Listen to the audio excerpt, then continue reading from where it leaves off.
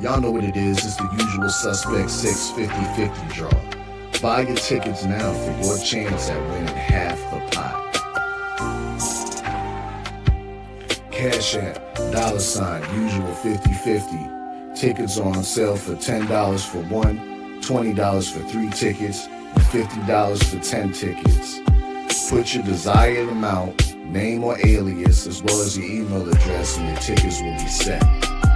We announce the winning ticket numbers every other Friday on Supreme Beats Boxing Talk Bullshit on the Beltway, 8:30 p.m. Eastern Time. Remaining proceeds will go directly to the LDBC meet and greet in Las Vegas. Shout out to the LDBC. And remember, it's a usual suspect day. Y'all know what it is. It's the Find the Boxer game. Purchase a box for a chance at winning $500. One of 54 boxes has a missing boxer inside. Purchase your box or boxes by Cash Apping $, usual 50-50. Include your box number, name, and email address. Your box number will be confirmed and sent directly to your email. Each box is $20 with a 1 in 54 chance of winning. Remaining proceeds will go directly to the LDBC meet and greet in Las Vegas. Shout out to the LDBC. And remember, it's a usual suspect day. Push the weight enough flex. Flex the live is 1 in the 6. Fit the runner boy, you nigga, no question. You ain't run a motherfucker high stepping. Hey, you never had a big enough weapon. Motherfucker never learned your lesson. I'm an 88 pack nigga. I'm an 88 pack nigga. I mean, day walker, drink blood, trains out, full moon, motherfucker change like a hoe, nigga. I'm just a nigga from the hood trying to stack a little cheddar for the money. Absolutely. Drew Titan Bronx on deck. Shout out to the mighty LDBC. Oh, man. Been running like a chicken with my head cut off today, but I'm here. We're going to skip the roll call. Salute to everybody because we got guests in the building, more on the way.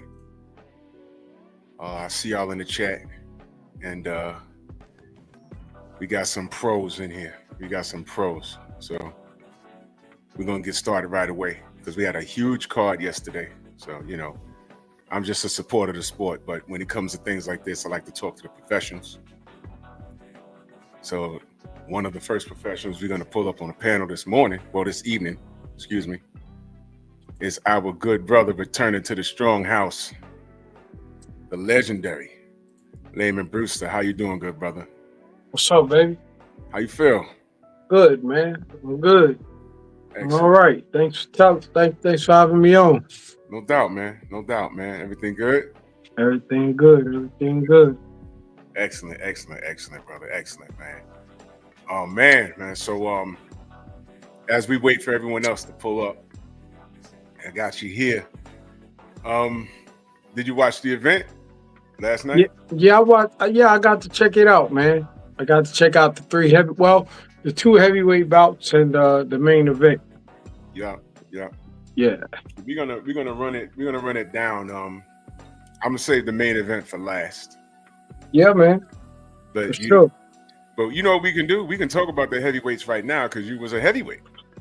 So let's talk about I want to start with Ajit Kabiel and Big Bang Zhang. Now, you know what's crazy? It's crazy that I have you here tonight because Ajit did something that he was supposed to do with the bigger guy.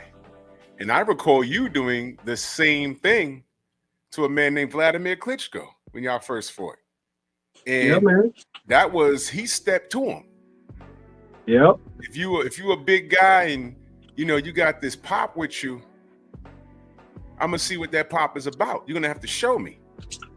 And that bell rang, and Kabiel, he went into the center of that ring, and he said, "All right, Big Bang, let's see what you got."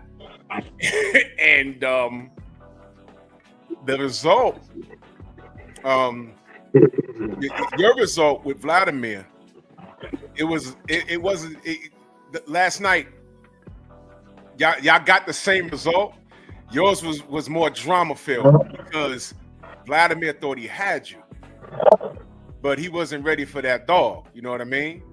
And when you turned up on him, he was like, "Oh crap, I ain't got that dog." You know what I mean? And you stopped him. I watched it on HBO. I remember being in the crib screaming at the top of my lungs, and that was crazy. So last night, I'm watching Ajit Kabiel. Now, one thing I say about Ajit is that he wasn't on anybody's radar. He was on mine. We're labeling him the giant killer, right? And he's snatching bodies for real. And I looked at Zhang and I was like, man, this guy's allergic to cardio or something. He don't do no sit-ups or nothing. So Ajit, well scouted, he said, I could take this power, but can he take these shots to the body? And he couldn't do it. He couldn't do it, man. So basically, your thoughts on that bout last night?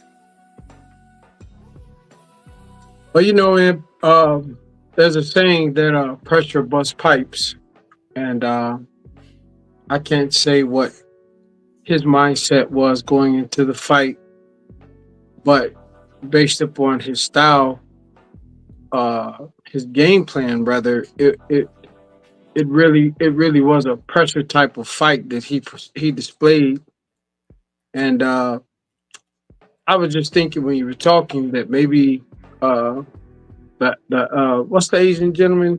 What's his name? Zhang. Zhang. Yeah, I just 40s. Sometimes when we're in sparring, our sparring partners don't push us like the opponent we're going to fight will push us.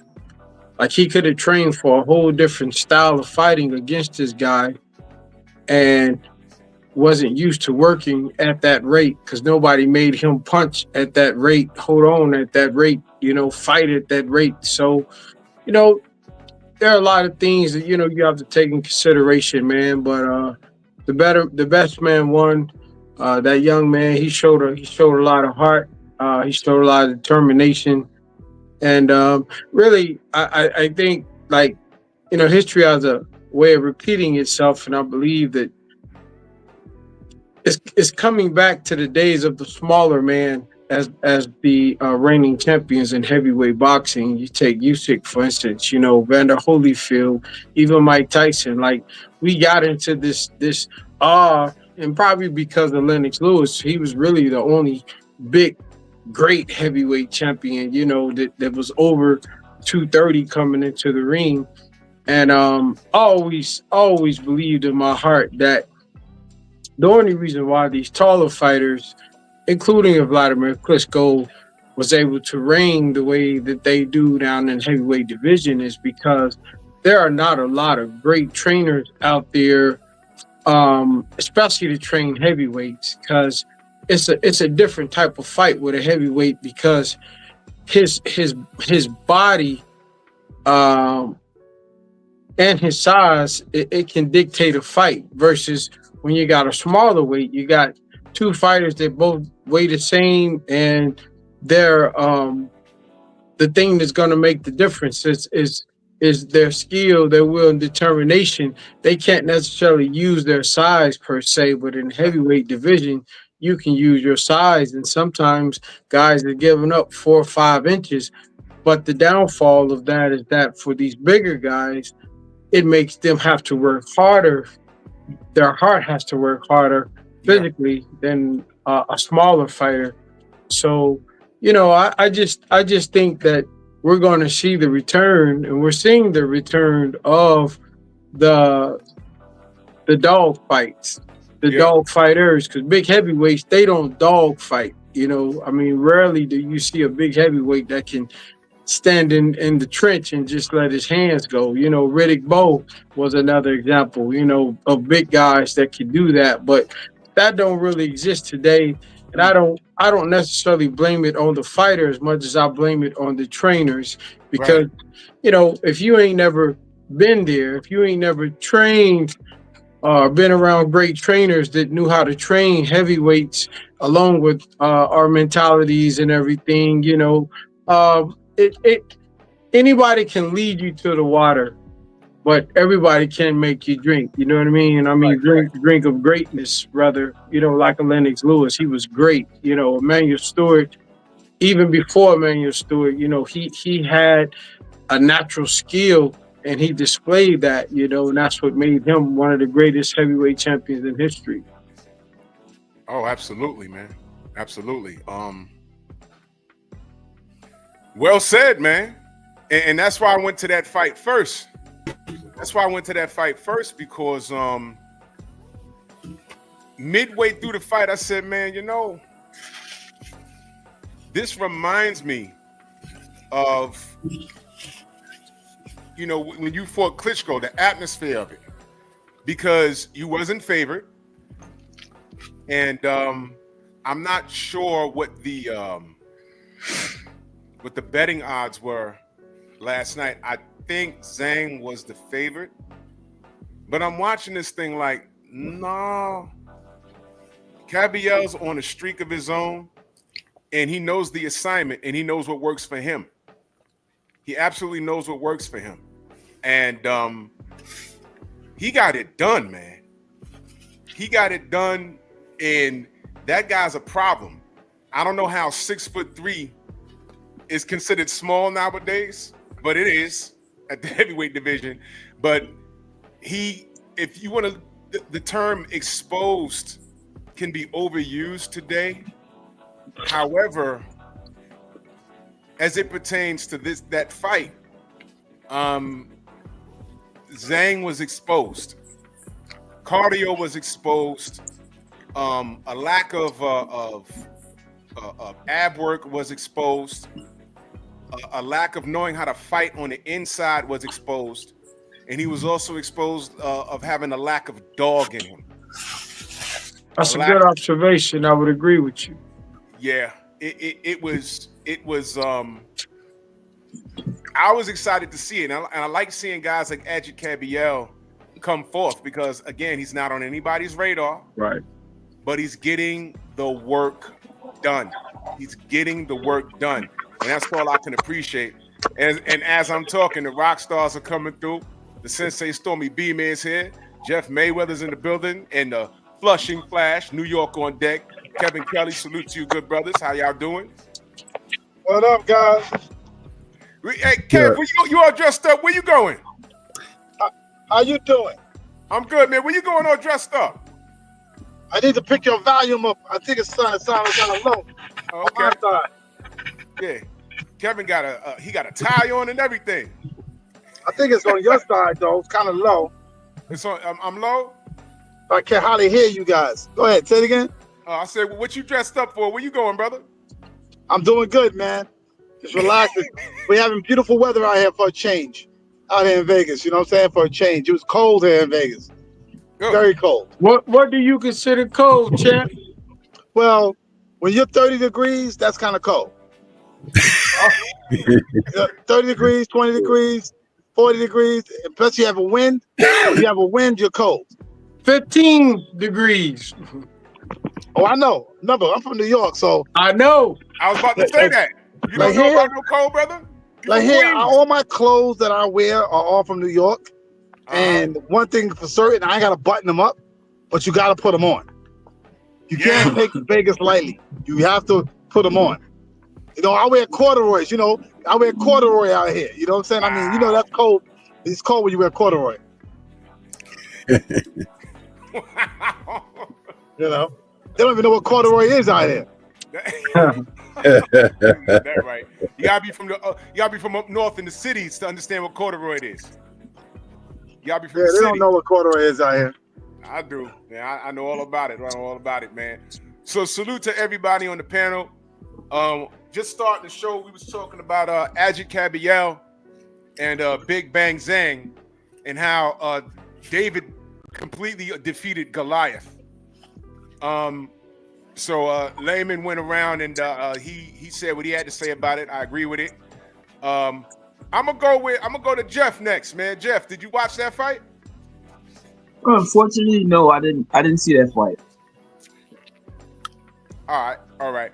It was outstanding. It was outstanding, man. David beat Goliath, and it's crazy because in the heavyweight division, David can be 6'3". Ain't that crazy? Well, that's small. That's small for heavyweights today. Yeah, man. Yeah, man. I'd be a little guy if I was competing. That's crazy. Goodness. Kev, did you see that last night? I watched the Shakur fight last night. I didn't see the Bivol and Beterbiev fight. Shakur did what exactly he was supposed to do, and just keep it moving like that. I mean, some people look at it, well, this guy was doing the par, he lasted 9 rounds, but hey, Shakur did exactly what he had to do. He executed, and he moved on to bigger and better things. Yeah, Shakur did what he had. And let me say this. We're going to get back to the Shakur fight, but let me say this. Let me put this out there with the Shakur fight. He had 0 data on that guy. And that's what you're supposed to do. Shakur sold an excellent ring IQ. He downloaded data after that first round, and he systematically picked that dude apart. What was his name? Patty? He picked him apart. Patty was undefeated, y'all. And, I know he brought him in, late replacement, but sometimes those late replacements can be a pain in the ass because you don't know anything about him. And he picked Patty apart. Padley was tough, but Shakur showed that he was levels above that guy.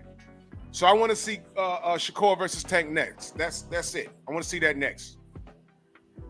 Kev, what you think about that? Shakur versus Tank next. Well, Shakur did exactly what Shakur was supposed to do. You don't take anybody lightly, because you take somebody lightly, they catch you with a shot. Remember, this is boxing. Yep. And it goes the other way. So at the end of the day, he didn't take him for granted. He took him as a serious opponent, and he picked him apart with the jab. And as you're supposed to do anyway to a guy that is inexperienced. The experience level of both of them, that's where it mattered at. Yeah. That's what made the difference. Yeah, salute to Shakur. We're gonna come back to that. Let me go to the Sensei. Let me get back to Ajit Cabiel and Big Bang Zhang. Reiterate what you saw, Sensei, and salute to you. Salute. I've been talking about Cabiel for a while, so it was nothing new for me. But what I really enjoyed was he kind of enforced my particular my thoughts of these big guys coming in with all this excessive weight and all of that stuff, because a trained, well schooled and tooled fighter can do away with all of that flabbage. Yeah. These guys coming in at these exorbitant weights and thinking that they can get by because they don't have a lot on skill, but they think that they can kind of force their way with a physicalness. This sport is called the sweet science for a reason. And it requires a great deal more of a psychological and mental aptitude than it does just being physically capable of taking your fist and punching somebody. Right. Cabiel took that man apart like a Mopar gearhead in an old jalopy garage. Just the way he was supposed to. And that you would have thought that a couple of others who may have faced him in the past would have had a chance to do as well, but they didn't because they didn't have the tools. You probably would have even seen Usyk take him apart the same way, because Usyk is well schooled and tooled as well. And people would have given a great deal of favor for Zhang just being such a big guy, but being big don't mean nothing. That's why the story of David and Goliath is in the Bible to begin with. Yeah. It's there to set you in a certain frame of mind that it doesn't matter how high the mountain is, it can still be conquered if a person has that resolve within them to shoot for the stars. But everyone isn't born of that. So I sat in my seat elated like a kid in a candy shop, watching him take this man apart piece by piece. Even when he got dropped, he got hit with a shot that he didn't see because he was working so diligently. But all that did was it reminded him of how to go to work. And what was interesting was this: did each and every one of you notice that he got physical with Zhang? He sure did. And he started bullying the bully. And he started pushing his shoulders down and putting his head under his armpit and doing the things like whacking him with an elbow. Oh, Zhang found himself in a fight last night. Oh, yeah. And instead of huffing and puffing, he did nothing. You understand? And I loved it. Let that be a lesson to each and every one of these people out here that think they know when they really don't. It's like it's more than just being physical. That's right. Far more. Stormy.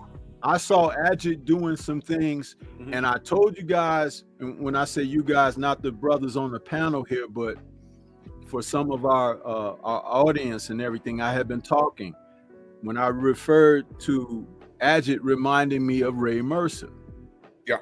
Because Ray Mercer was a guy who had some ability, but once he lost that fight to Larry Holmes and he went back and kind of made himself over as a fighter, he began to use the tools that he had and everything, and he became a very dangerous guy.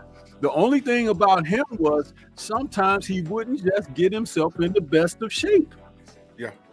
But he could beat almost anybody out there. Do you realize to this date, it was probably he that gave Lennox Lewis his best fight? Yeah. And he wasn't even in his best shape the night that he fought Lennox. That was in New York, by the way. Yeah. So I'm just elated to see this because it just reiterates some of the things that I have expressed for a long time. No diggity doubt. I compared his Ajit Caballel's performance last night when you say he was in a fight and he folded. He folded in a fight. I compared that to when Layman Brewster fought Vladimir Klitschko. Vladimir was in a fight and he couldn't deal with it. He couldn't deal with the fight. He could box. But Layman said, right, you know what? Take this. Let me see if you can eat this. And he folded. He wasn't ready for a fight. And I appreciate that. And before I go any further, Kev. What up? Brother, when are you going to get to Saudi, man? Have you been invited? I've not been invited to Saudi. I've been seeing lots of pictures. And I'm shocked Ahmed has invited me to Saudi. It looks like they're going, a lot of fighters are going down there. It's no big thing. It ain't like I'm looking forward to going to Saudi. Me, at the end of the day, if it's good business, like I said, if Prince will get back in the ring, we do something, you know what I'm saying? Maybe it's an exhibition, something like that. Then that makes sense. Have you seen the But I like that idea that Saudi's getting involved in boxing. I think it's more global. Put money up for more fighters, more opportunities for the boxers. I'm all for that, you know, and I'm just glad Saudi's getting involved. Hey, Kev, have you seen the Prince? I don't think he'll ever be in shape to get in the ring again, brother. Yeah, he calls me from time to time. He actually calls me. He video phones me. Oh, that's awesome, man. We've had a conversation of several times, several occasions. You know who wanted a rematch with me? A rematch? I couldn't believe it. Really? Alejandro Gonzalez, my first loss. Tried to talk to me the other day on video phone, and they was trying to convince me that people want to see that fight. I said nobody wants to see that fight. No, nobody wants to see that. They ain't gonna make any money. I said me and the Prince. That's about it. Man, you had him, brother. You had him. You had him. You had him in that fight. I watched that too. I took him 20 years to get to the ring. I was like, oh man. And you had him, but the man was just so awkward at the time. You had him though. No. What it was I'm gonna tell you what it was. What it was that I got emotional because New York City was pissed off because the way they treated him. You gotta remember one thing. I went and got the Prince. The HBO didn't do nothing. They didn't do anything. They told me get an opponent. I've seen him in a magazine, and I flew to England 2 times to him to come to America. We had dinner, everything. We sat with Frank Warren and him. We talked it out. He didn't need me. He didn't need me. He really didn't need me. But I went back again the second time, as you can see on YouTube, and I went back the second time to hopefully get him to commit. But he never committed, and he didn't even commit till the day before the fight.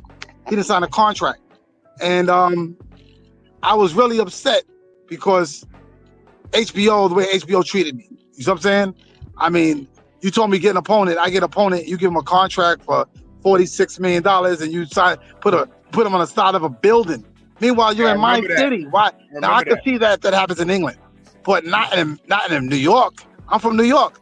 Yeah. I'm supposed to be the player. Now the way they put me, it was just a lot of bad things that got me off out of character. You know what I'm saying? Yeah. With that fight, and I felt like he really, people say punch, it's all right. You know what I'm saying? It was my hardest punch I got hit by. It was okay. That's why I got up from everything he threw. And the big thing is he said he wouldn't fight me because he doesn't want to get knocked out, and I can knock him out, and that's why I wouldn't fought me a rematch. That's the reason he didn't fight me in a rematch. Oh, so wow. It's understandable. Wow. Yeah. Okay. So, yeah, because we had a rematch clause if I beat him, but if he beat me, there's no rematch clause. But after the fight over, he said it on TV. I'll fight him in a rematch, but that was never going to happen because he said I don't want to get knocked out. Holy smokes! I never knew that. Yeah, and like I said, the thing with me was, like I said, my trainer said, you'll win this fight easy, just got to keep your composure. And I said, and I think Barrera watched what I did, and that put his plan together. We talked about that a little bit, being Barrera's team, best we could communicate with in Spanish. Because the big thing was just staying composure. You know what's funny? I trained and sparred with Augie Sanchez. Remember Augie dropped him twice? Yes. I told Augie how to beat him. I trained with Augie. I sparred with Augie for that fight. Wow. And Augie almost knocked him out. And I told Augie, I said, Augie, if just stay in control, don't let him, don't flare out at all. Because Augie Sanchez, I just spar with him all the time. And his mother-in-law said to me, would you like to, help spar him for the Prince fight? And I said, yeah, I'll help you. And I helped him. I had his head right. If he would have kept his head on straight, he would have stopped the Prince. He had him down twice. Yeah. And I wound up commentating that fight. Did you know that? I was there when they fought. I do.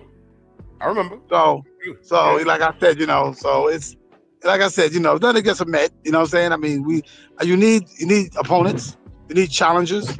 That's what life's about. You need challengers. You need a good opponent. There's no such thing as great fighters. There's only such thing as great fights. It's true. God's honest truth. There's no such thing as great fighters. Wow. There's only great fights. Think about it. If we talk about Ray Robinson, first thing that pops in my head is LaMotta. Right? 6 times, right? Talk about Ali. We talk about. I never looked at it like that. I never looked at it like that. But yeah, hey. Yeah, if you think about it, listen. There's no such thing, as a great basketball player, because without a good team they're playing against, they're all NBA, right? It's like NFL. You realize later on in life that I needed him. I remember when I took the Gainer fight. I didn't want to fight Gainer because it was too much work. I'm thinking I got to do too much work to beat Gainer. And nobody knew who he was and all this other stuff. But Marvin Hagler told me to take the fight. So I took the fight because Marvin Hagler told me to take the fight. And it wound up turning into be one of my classics. Oh, shit. And like I said, you never know. And that's what Hagler told me.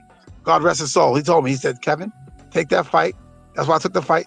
He said, you never know. And I didn't know what he was talking about. And then when the fight was over, then I understood what he was talking about. Found out, man. Well, thanks for the clarification. I didn't know that about the Prince. Let me go around the panel. I want to go before I go to my brother Trick. I want to go to Jeff. Yes. The fight that look, man, the rock stars just keep showing up. Look at that. Is that Marnie Barrett? Yo, what up? My bad. What's up? All right. New York is in the building. Yes, sir. Yes, all right, sir. Man. The rock stars keep pulling up, man. I love it. Jeff. Yes. You saw which fight you said you saw? I saw Shakur's fight. I saw the main event, Bivol and Beterbiev. That was a great fight. Well, before we get to the main course, talk to me about the Shakur fight. I'm gonna go around the panel. I'm gonna start with you. I'm gonna go back to Layman. We're gonna go to Anthony, and then we're gonna go to Monty. Well, I think Shakur fought smart, like we always know that he's going to do. Yeah. And he kept his distance, he kept his range, and but he had a guy that was fairly easy to hit, and when Shakur can get his punches off like that, he's trouble for anyone. But this is a great performance for him. I mean, cause he had a bad performance his last fight, and I think the fight before that. And this right here, this fight put him back where he belongs, in a position where he belongs. I think he's a great fighter, and he showed it. Let me ask you. You said he had 2 bad performances prior to the other night. What was bad about the prior performances, in your opinion? Well, the one fight, he didn't do nothing but go backwards, and he didn't throw no combinations like he did at this fight. And then the other fight was in his hometown, and everybody booed him. Okay. Do you feel that that was justified, how he was treated in his hometown? I think when you have a bad performance, it don't make no difference where you have it at. And I mean, of course, when you're at home, it takes a really bad performance for your fans to turn on you that way. So I think that yes, he had a very bad performance. How much responsibility does it fall on his opponent to make him do something different that he's used to doing? I'm sorry? How much of the responsibility falls on his opponent to make him do something different? So the performance. I mean, he has a style that works, that works great for him. So most of the time, his fights are going to almost all look the same. I mean, because Shakur has great movement, and he's always aware of his distance. So I think that most of his fights are going to look the same. I mean, no matter how that person fights him, they're going to still be fighting his fight. Okay. All right. So, I'm sorry. I have another question. How dangerous is it when you fight a fighter coming in on short notice? How dangerous can that be? Well, that can be dangerous. That can be very dangerous because you have no knowledge of what the guy's capable of. Right. And you just gotta fight smart. But the Shakur that I'm used to seeing showed up. He showed up and he showed out. So I mean, he had a great performance last night. Yeah, and that guy Padley, he was game. But there was Yeah, the guy was tough. The guy was tough. The guy was bringing the fight to him. Guy didn't back down. yeah. Yeah, it's a great performance. You saw the difference in skill set, definitely. You saw Yeah, the by difference. far. Yeah, I agree. Padley was tough, but his corner stopped it because he was getting too tough for his own good. He was getting too tough for his own good. I agree. You got to live to fight another day because his ribs, I wouldn't be surprised if something was broke there because Shakur was tearing them up. Yeah, I agree. Let me go to Monty Barrett, brother. How you doing? I'm doing great. And yourself? Yeah, I'm doing good, brother. Great to see you. Welcome back. Yes, sir. Same here. I want to say one thing about boxing that we don't realize. We got to take it to the next level of we got to peel some levels off, right? Because preparation breeds success. And I've been on both sides when I had a great preparation and I won big time on a fight, and I had a lousy preparation and I lost big time on a fight. So at the end of the day, styles make fights, but you got to be that mindset, that mentality of on go time. You know what I'm saying? Right. That a lot of people don't understand. Like when Floyd came out, when HBO came out, what was that? Behind the Ring, Behind the Ropes, whatever the name was.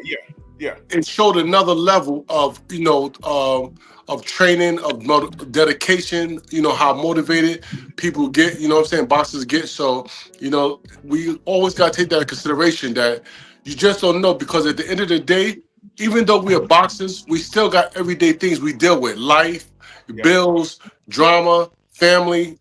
You know what I'm saying? Everything. So. And we got on that day. We got one time to show up and be our very best. And sometimes we're knocking out the park, and sometimes we fall short. But preparation breeds success. I can give you case in point. When I fought Todd Fields, I had 7 weeks to train for the fight. I went in. I was a 7-1 underdog. But I had a guy named Nate James he was an alternate on the Olympic team. He was a southpaw. He was the same size as Todd Fields, 6'7", 6'8", big guy, strong guy. And when we got in training camp, he bust my ass. And I was like, wow. But he was younger. He didn't care about me. But he got me so focused. And I know at the last week of the training camp, I knocked him out. And I knew I was focused, right? Right, you know what I'm saying? But he was giving me that business throughout the whole thing, but I had to make some adjustments. So just the way I prepared for that fight, that's what made the Todd Fields fight easy. You know what I'm saying? Todd Fields wasn't even a thought. It was just all the work I put in, and I told my sparring partners, if you knock me down or you drop me, I'll give you $500 to $1,000. Because a lot of sparring partners, they look at sparring as a way of making a living. Right. And they don't want to get kicked out the training camp. So I was like, no, bust my ass. If you could bust my ass, if you could drop me, you could knock me out, do it. Because that makes the fight easy. Hey, so, Jeff, is that Nate from you guys training camp that he's talking about? Nate Jones? He was not Nate Jones. No, Nate James. He was a big southpaw, light skin from Boston. I don't know. Now he was an alternate on Olympic team, and he was a southpaw. He was a big kid, like 6'7", 6'8", big kid, strong. He was an Olympic alternate. Okay. It's what what's the guy named the trainer from the Olympics, Al Braverman, whatever his name was. I forgot the guy's name. Al Mitchell. Yeah, he was under Al Mitchell. Okay. Yes. This is not a game, ladies and gentlemen. Yeah, to elaborate on what he was saying. Right. Monty was saying, I agree with you 100%. I tell a lot of people, looking back in hindsight, you don't say this when you're boxing because people will try to figure out what style you're fighting in or what you pick. Styles is what win fights. It's what style you're going to use to win a fight. And pretty primarily, one thing about me, I didn't have a style. So I changed. That's why sometimes I was brawling, sometimes I was boxing, sometimes I was doing different things. It's always what style you use. It's like when Sugar Ray decided to fight Duran. He used the wrong style. He's gonna fight Duran. instead of boxing Duran. Then when he boxed Duran, he beat him. He's gonna do the same thing against Hagler. He was gonna fight Hagler like he did with Duran, but he changed his style last minute and he decided to box. So realistically, that comes from preparation in the camp. So a lot of times, Phil Borgia, my trainer, Phil Borgia, would say, okay, this is what we need to do to win. So I have to do exactly what he needs me to do to win the fight. And that's exactly what I did in a lot of my career. So styles is what wins fights. And I always said to trainers, why do you teach punches? Why you don't teach styles? You know what I'm saying? It makes no sense to me. So to me, it's like, why teach your fighters punches? Oh, hook right here. No. Styles. You teach them a style, say, okay, this is what I need you to fight. When I fought Smoke Gainer, I'll give you a storyline. When I fought Smoke Gainer, I watched the Sugar Ray versus Tommy Hearns fight. We were very similar in comparison to each other, right? So I watched that fight and I watched what Sugar Ray did and how he took his arms out later on in the fight, and I didn't pick that up. And my fight was from 1-8, with Sugar Ray's was 1-14. So what I did was I did what Sugar Ray did in round 7. I did that in round 1. So that's what I figured out, that the style that Sugar Ray used is why he won the fight. Yeah, I remember that Gainer fight, man. Yeah, and like I said, because it was all about style. Because what I did was I learned a trick of sticking my arms out further on taller guys, sticking my arms out further on taller guys. They kind of penetrate your defense there, right? I noticed that. And I noticed a few things with Sugar Ray, and I took them out of the book. And the fight was very similar because Gainer was taller than me, had a longer reach, and how to fight a taller guy. And then when my right eye went closed, I was like, oh my goodness, it can't get no worse, right? Mm-hmm. So then I had the eye. So that just created the drama to the fight. That's what y'all like. Y'all like the drama that I received. Right. Y'all like, the crowd likes the drama. I got the one eye. The referee's going to stop it in round 8. He gives me round 7, and I knock Gainer out in round 8, right? So by chance, he happened to be in the wrong place at the right time for me. And I figured it out because my trainer had trained me for 3 months to the same thing. Do the same thing over and over and over, and it worked. Wow. And one thing about boxing, you would do everything repetitiously, right? Even still to this day, right? I eat the same foods. My wife's like, you eat the same thing all the time. We are trained that way because when we're in training camp, we do everything repetitiously. Even when we go in the gym, we do everything the same thing over and over until we get it, until we are perfected, you know? And we, even like to this day, I'm always, when I run, when I work out, or whatever I do, I'm a repetitious person, And I think that came. We get so many good habits from boxing that has taken us to the next levels of not just competition, but next levels of living a better life, a better lifestyle. Because a lot of us didn't make it, and when I say that, meaning that a lot of our guys are hurting. A lot of our guys can't talk, can't eat right, they can't even talk without slobbering. And we are very fortunate to be on this podcast right here talking and expressing ourselves definitely, about our experience in boxing. So, I was at the Boxing Hall of Fame in Atlantic City, and I was like, man, a lot of guys was in bad shape. And I was really like, God, thank you. You know what I'm saying? Because it only takes one punch. Yeah. But, preparation breeds success. You know what I'm saying? As you know, if you put your mind to it, you know what I'm saying, and the willpower, and you got a smart corner person who's going to guide you, once you can follow those instructions, you know what I'm saying, sky's the limit. And and mind you, when I fought David Tua, launch a quick story. When I fought David Tua, ask you about that. I was going to ask you. When I fought David Tua, I was offered to fight David Tua 3 years before I fought him, and it was for way more money. But something happened and it didn't go through. But I knew that if I fought David Tua, anytime or any day, I would beat him because I know style makes fights, right? And I just knew that anybody who's aggressive like David Tua kept coming to me, I knew that I could pick him apart. You know what I'm saying? And the game plan would just stick with my jab, and stay off of his left side, because all he has is a left hook. The left hook was serious. Right. You know what I'm saying? I think he stopped more guys in the later rounds than any heavyweight. He was strong. He broke the first fight I dropped him, right? First time ever he got dropped. The second fight, he dropped me in the 12th round like I dropped him in the 12th round, but he broke my jaw in 2 places. Damn. And I was so high up on scorecards in New Zealand that he had to knock me out to win. But David Tua has done this before. He has knocked guys out in the last minute in the 12th round, 11th round, 10th round. He has done it before. So all I had to do was just get up. I got up, I climbed back in the rope, in the ring, and I scrapped. But I hurt him pretty bad. He told me, he said, Monte, that was the first time I ever had to deal with a lot of adversity in my subconscious when I was fighting. You know what I'm saying? But it was a you know, I just knew that his style works for me. Yeah, you did a hell of a job, brother.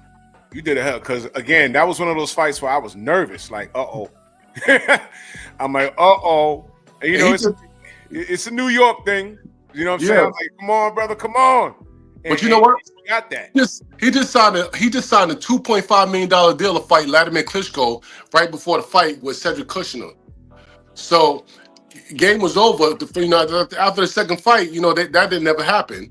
But you know, I didn't get the fight with Klitschko because I had fought him early in my career. He had won. But you know what I'm saying? But you know, David Tua had a whole country behind him. It's not like a black fighter. We black fighters, you know, it's dime a dozen. We all, you know what I'm saying? We all good at some point, at some level. You know what I'm saying? Yeah. But when you have a whole country behind you, all you know, it's different. You know, as far as support. You know, because we usually take care of our family and friends, and everybody get free tickets. They want free tickets, right? But nobody want to pay. Everybody want to come and support you, but you supporting them. Yeah, that's a whole other story. And I wanted to. I know that's a whole other story. That's a whole other story. I know, brother, and I know Layman fell off, but I wanted him to elaborate on that. You know, he went through some things, and you know, he went through some cheating things. You know, he's a victim of. I wanted him to elaborate on that, but you know, we'll have the brother back. Let me go to my brother Ant. What's good, Ant? It's getting off of mute, man. Everything is good, man. It's great to be up here, man, with these brothers, man, these fighters. You and Stormy, man. This is great, man. I'm glad y'all came and joined us today. Man, I appreciate you, man. I appreciate you, man. I'm gonna give you the floor. Yeah, me and Kevin was talking early, man, and I was like, wow, all the stuff you saying to them, you saying to me. I was like, wow, you know. So, yeah, but it's a Monty, you know, like I was thinking about you definitely when you fought David Tua. You was the first guy to drop him. You know what I'm saying? And you're right about David Tua. He can knock you out in the first round as well as the last round. Remember, he fought Michael Moore. He knocked Michael Moore out the first round. Yeah. He got John Ruiz out in the first round. And then I remember he fought David Azan. We had him on the show. He fought David Azan. What, 10th round? I mean, it was like maybe a minute left, and he knocked that guy out, man. So I don't know what it is about him, man. Just catching them guys and knocking them out, man. Late and early, you know. But you talking about the Caballero fight last night, man. Yeah. I noticed something about him. He did something that Bivol did to Canelo. When Canelo got tired, Bivol did not let him take a break. Right. There was one point in the fight when Caballero was going upstairs and going downstairs, mixing his attack up. He was going to the body, and Zhang did this. He backed back. He like, and Caballero right back on him again. He did not let him take a break. And I'm like, man, that's the new body snatcher right there, man. He made him work. Did he not? Made him work. Yeah, he made him work. Yeah. Did you see the part where the ref separated him and Zhang got off the ropes and he like looked around like, yo, what's wrong with this guy? You're in a fight. Like Stormy said, you're in a fight. That wasn't boxing, y'all. And another thing, he dropped Caballero. Caught him with a good shot, like right around here. Yep. And I said, oh man, when Caballero got up, he looked around, he said, okay. And first thing I looked at was his legs. His legs were there. And I said, you know what? Zhang gonna lose. He in trouble now. Because he hit him with his best punch. That was his best punch all fight long. But he took that gas out the tank, it was over. When he got off those ropes and looked at the ref and looked at Caballero, he looked at him like, what the fuck? Why won't this guy stop hitting me? I said, he's done. And I'm going to tell you something else. He could have got up. He said, no, I'm not doing this shit. Not today. I'm not doing this shit. My ribs hurt. Is that the Chinese guy? That's the Asian guy? Yeah. I sparred him. Let me explain something to you. That kid, when I sparred him, we was in Jersey, and he dropped me in a sparring session. I was like, wow. I mean, even though I was at the end of my career, it take a lot to make me hit the canvas. I took a knee. I mean, he was strong. He was coming to southpaw. You know what I'm saying? But I felt like he has a lot of potential. But when I saw last night, when I seen him quit, I was like, wow. You know what I'm saying? So when you sparred him, was he that heavy? Yeah, he was probably a little bit more heavier. Because remember, this was like 2011. This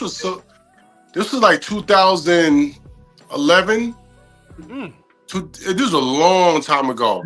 Because I was almost, I retired in 14. So let's say 2012.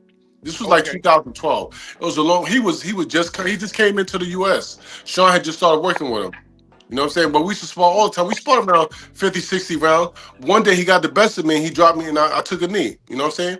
But I was like, after I told him, I said, it take a lot for somebody to drop me. You know what I'm saying? But I had I'm big respect for him. But when I seen him give up yesterday, I had felt different about it. You know what I'm saying? Because this is what we choose to do, man. You got to be the best at it. You got to go out on your shield, bro. I wasn't impressed with. I always knew. I mean, some people physically just don't have it like others. But I look at his physique and I'm like, you know what? I don't know if there's a commitment to cardiovascular and road work in his camp. He's already a big, strong guy, but I don't see no abs or nothing. I said that could be genetic because I don't even see Chinese dudes getting that big. You know what I mean? So but they eat a lot. Those guys eat different. Their eating habits is much different. But you were right. I mean, as big as that guy is, you would think that he would have some type of tone, right? Yeah. But but a lot of people don't. A lot of people take their talents for granted. Like I give you case in point. When Zab fought Kasazu, we was in Vegas for like 2 weeks, 3 weeks, right? And every night, Floyd, Zab, all of us, we used to all come together and play four games of basketball, 4 courts, like 3 or 4 games, talking crap. Getting rough, this and the other. And every night, Zab was very talented. Zab was like my little brother. Zab he didn't have to train, and he could knock anybody out in the gym or anybody out in the fight. But Floyd, one thing I seen this, and I respect so much about Floyd because he put the work in and he believed in himself. Every night after we finished all those games, he would jump on the treadmill and run 4 miles.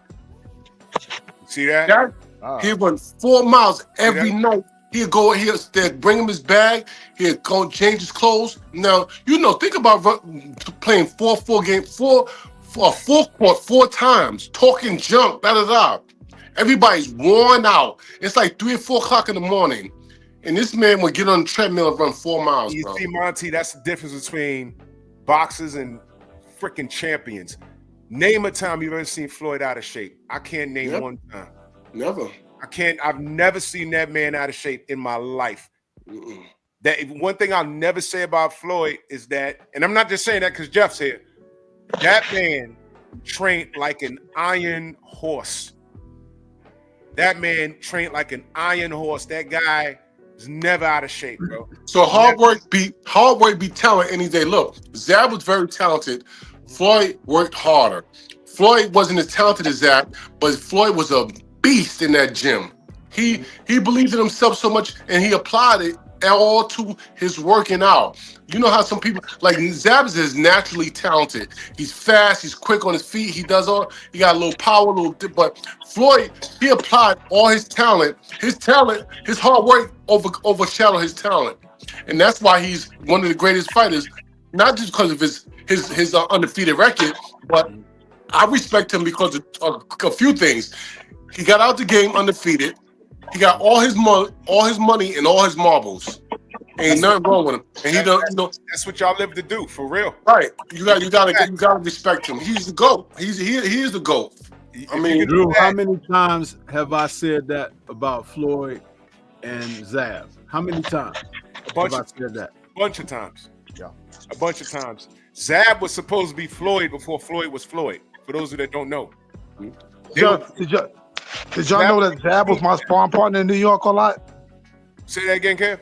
Zab Judah was the only sparring partner that I had in New York that was a lefty like me. Yo, Kevin, what up, man? Kevin, my man. The Flash, what up, brother? Yeah, what up? He didn't What's say going it. on, man? It's so long, man. I see you so Yeah, long. like I man. said, I was the first lefty. I sparred Buddy McGirt when he fought Whitaker, and so it was rare for lefties. So when it came down to me, I didn't have any other lefties but Zab. So I had to use Zab for sparring a lot because he was the only southpaw in New York City besides me. So I used him for a few fights, and I fought Gainer and stuff like that. Even I used another guy for Prince, but I didn't really need Zab that much for that fight. Zab is sneaky strong, man. Yeah. So the thing was, he fought. People were talking about him in New York, saying he was the second coming of me, but it really wasn't. He was more coming of Whitaker. He more copied what Whitaker did, not than what I did. You know what I'm saying? We spent a lot of time with Whitaker, believe it or not. When we signed with Shelly Finkel signed me and Zab, we spent time with Holyfield and Whitaker all the time, and it was in Texas and in Virginia. And Whitaker's, and believe it or not, Zab is a righty, but he fought like a lefty because he idoled Whitaker, Pernell Whitaker. But he was really a righty, but he fought like Pernell Whitaker. A lot of people know. Yeah, the southpaw worked for him.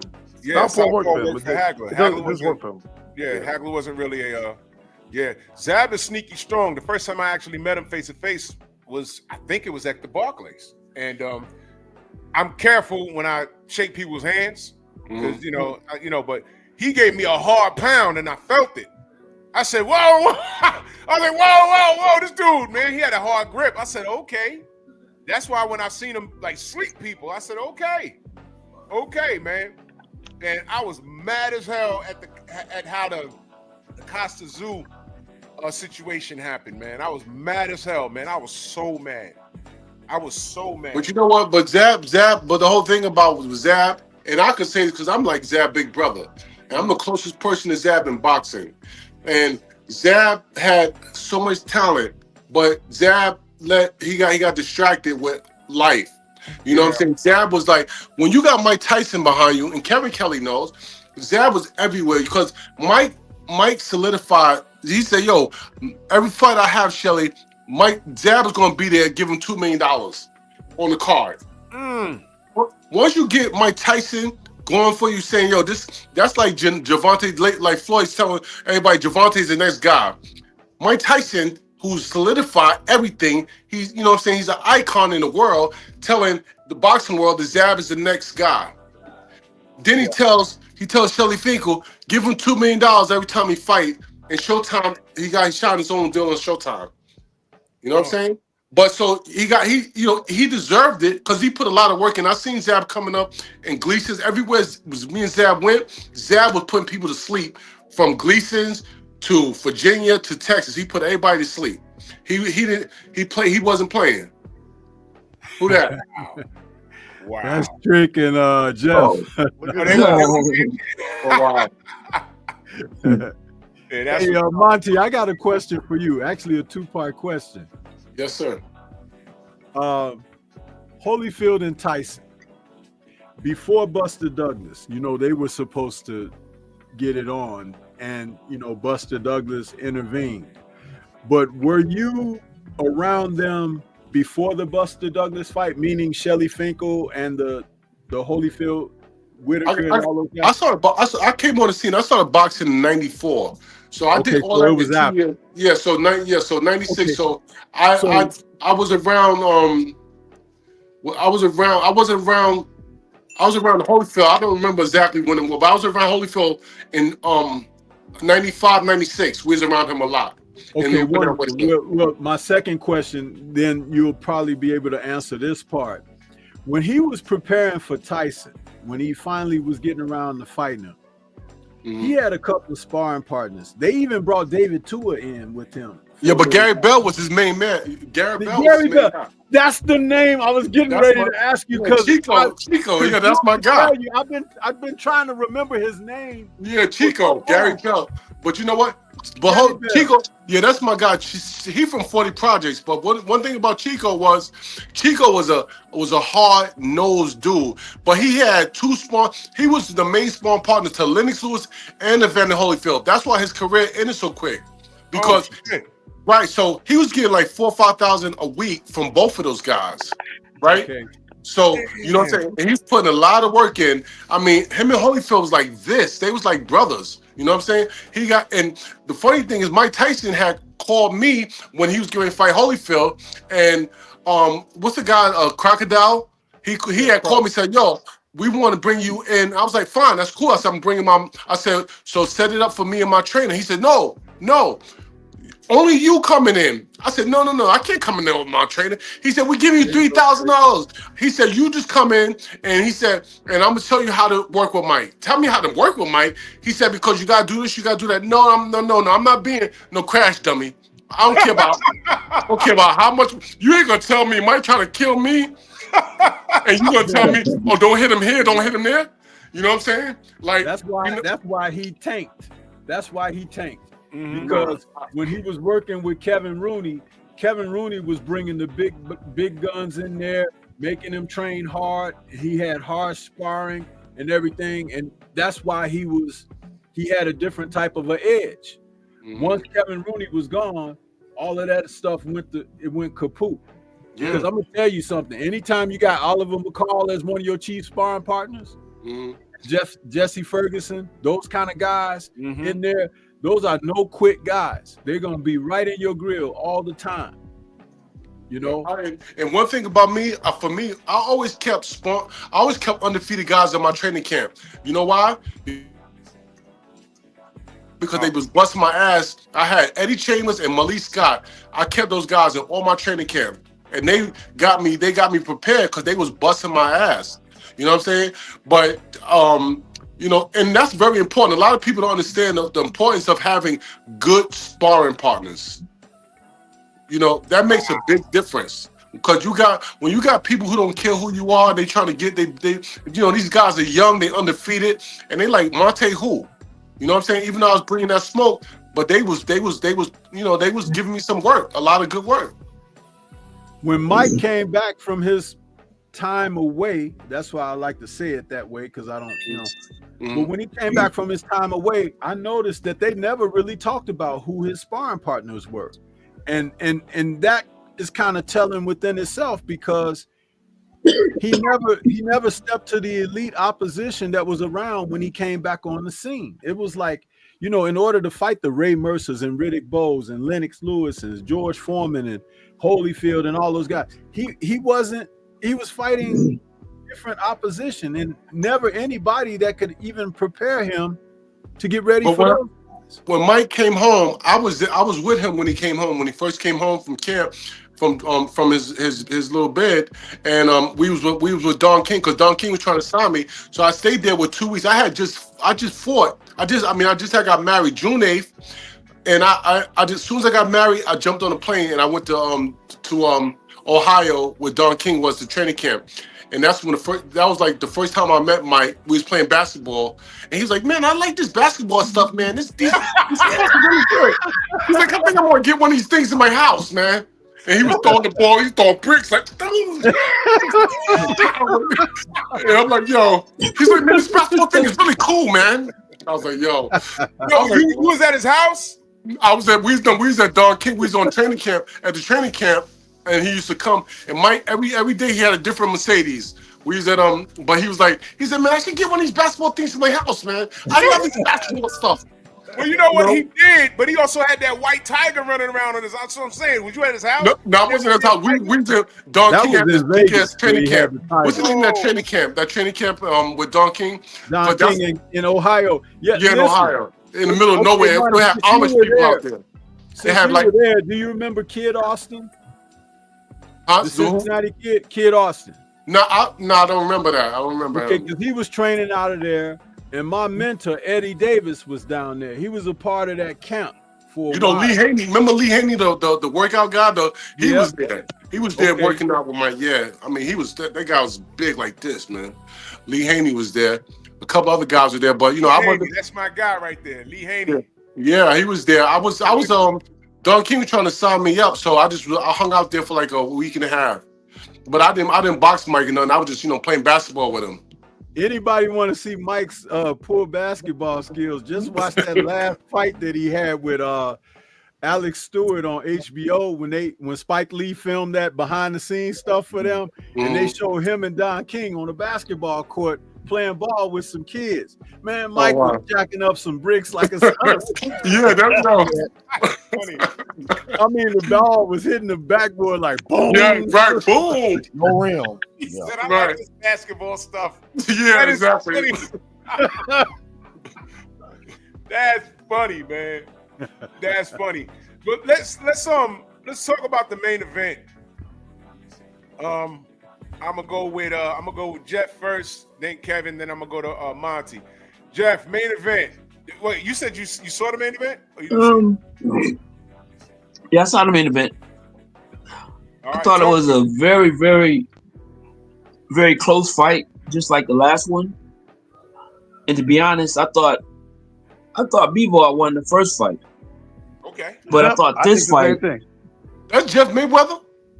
Yeah, you ain't know that? What's up, brother? I can't see. Yo. Oh my God. What's up, brother? I ain't see, man. I ain't see Jeff since like 98, 99 when we used to be in Vegas. Yeah, it's a long time. Yeah, man, it's been a long time. How you doing, bro? I'm doing all right. All right, man, you looking good, man. I appreciate you, man. I mean, you know, you're I think Roger I got my first championship with Roger when I fought Phil Jackson at in Atlanta in Vegas in '99. Oh, awesome. Yeah, that's awesome. Yeah. No, that's one of the greats, man. You crazy? My wife was like, "You just interjected." I'm talking to a Mayweather, man. Yeah. But the Bivol and I don't know how to say the other guy's name, but anyway, I thought it was an extremely, extremely close fight. But I thought that Bivol actually won the fight because he outworked him. He threw a lot of combinations. Was getting in, getting out. And I think Beterbiev was winning rounds when Bivol was just more or less just backing up and not really throwing punches. So it was like he kind of controlled the pace of what he wanted to do in that ring. But it was a great fight from both sides. Yeah, as far as a lot of people thought that Bivol won the first fight. I felt that way. I did. I felt Bivol did enough to win. There was a lot of speculation because I heard a lot of things. They said it was home cooking because Beterbiev is Muslim. I heard that. I really don't. As far as they're concerned, I really didn't play into that. This fight, down the stretch, I wouldn't have been mad at a draw, but I'm not mad that Bivol got the nod this time because he really put himself in harm's way because Beterbiev could crack. And he really put himself in harm's way. And I said that was a bad idea. Because you hang out in that kill zone, Beterbiev got this uncanny power. He can knock your damn head off. And he did just enough. Every time his back touched the ropes, he got off the damn ropes. He threw in combinations, and he can take a shot. Because there was points in the middle of the fight, he wasn't throwing that right hand. They were speculating, did he break it or something? And then Beterbiev just started walking forward. I'm like, oh boy, here we go. This guy was walking forward like Jason Voorhees in Friday the 13th. And Bivol, he showed another gear in his game where he confronted the danger. Agreed. He confronted the danger, and he was able to rack up points and get in and out. I think he was hurt a couple of times in that fight. Beterbiev wasn't hurt, but Bivol, he felt some things. And I think when he wasn't committing in the middle of the rounds, I want to say it was like round 3, 4, and probably 5. I could be wrong. Whatever he got hit with, he said, I better I better take these rounds off because I don't want to get hit with that shit again. And then when he and I think I saw him working on his legs. He might have been cramping. He reset and he got back to business, and I got to give him a lot of credit for that, man. Because he stuck to a game plan and he prevailed, man. I got to give him credit for that, man. That was some. I thought the same thing. I thought that Bivol won the first fight, but in a good way. Here's a trilogy now. Now we have a trilogy, you know, and a good setup for the future, right? If you think about it, you know, it's kind of good that Beterbiev won the first one, and then Bivol won this one, and now we have a trilogy. So it sets up good things, and this is a great fight between both of them, where Beterbiev is mostly knocking everybody out, where he's not putting Bivol to sleep. So it sets up for a great future in boxing. That they know this is something that's different. And I really, like I said, you know, if you look at it the other way, if Bivol won the first one, and then Beterbiev would have to beat him this time, I think in the third fight that Bivol's going to win. He has to reach in the height advantage. He uses it very well with Beterbiev, and doesn't really engage until getting hit, like, you know, most guys get knocked out by Beterbiev. So, you know, I see that. I think Bivol will take this thing in the third fight. I've looked at it like this. I noticed that in 2 fights now against Bivol, Beterbiev has not gone after him like he's gone after other people. Yeah. And I don't know what the hell that is and what it's about. And I'll tell you what it is. That right hand that Bivol got. That right hand. Bivol doesn't have a reputation of knocking anybody out, man, really. But what I'm talking about is this. I've seen that man. And mind you, it's not just me watching him, you know, win his last couple of fights. I'm going all the way back to when Andre Ward and those guys were still competing at light heavyweight. I was watching this man go after people. And I'm telling you, he has not gone after Dmitry Bivol like he's gone after other people. I don't know what that's about. They both are Russians, though one is a Christian Russian and one is a Muslim Russian.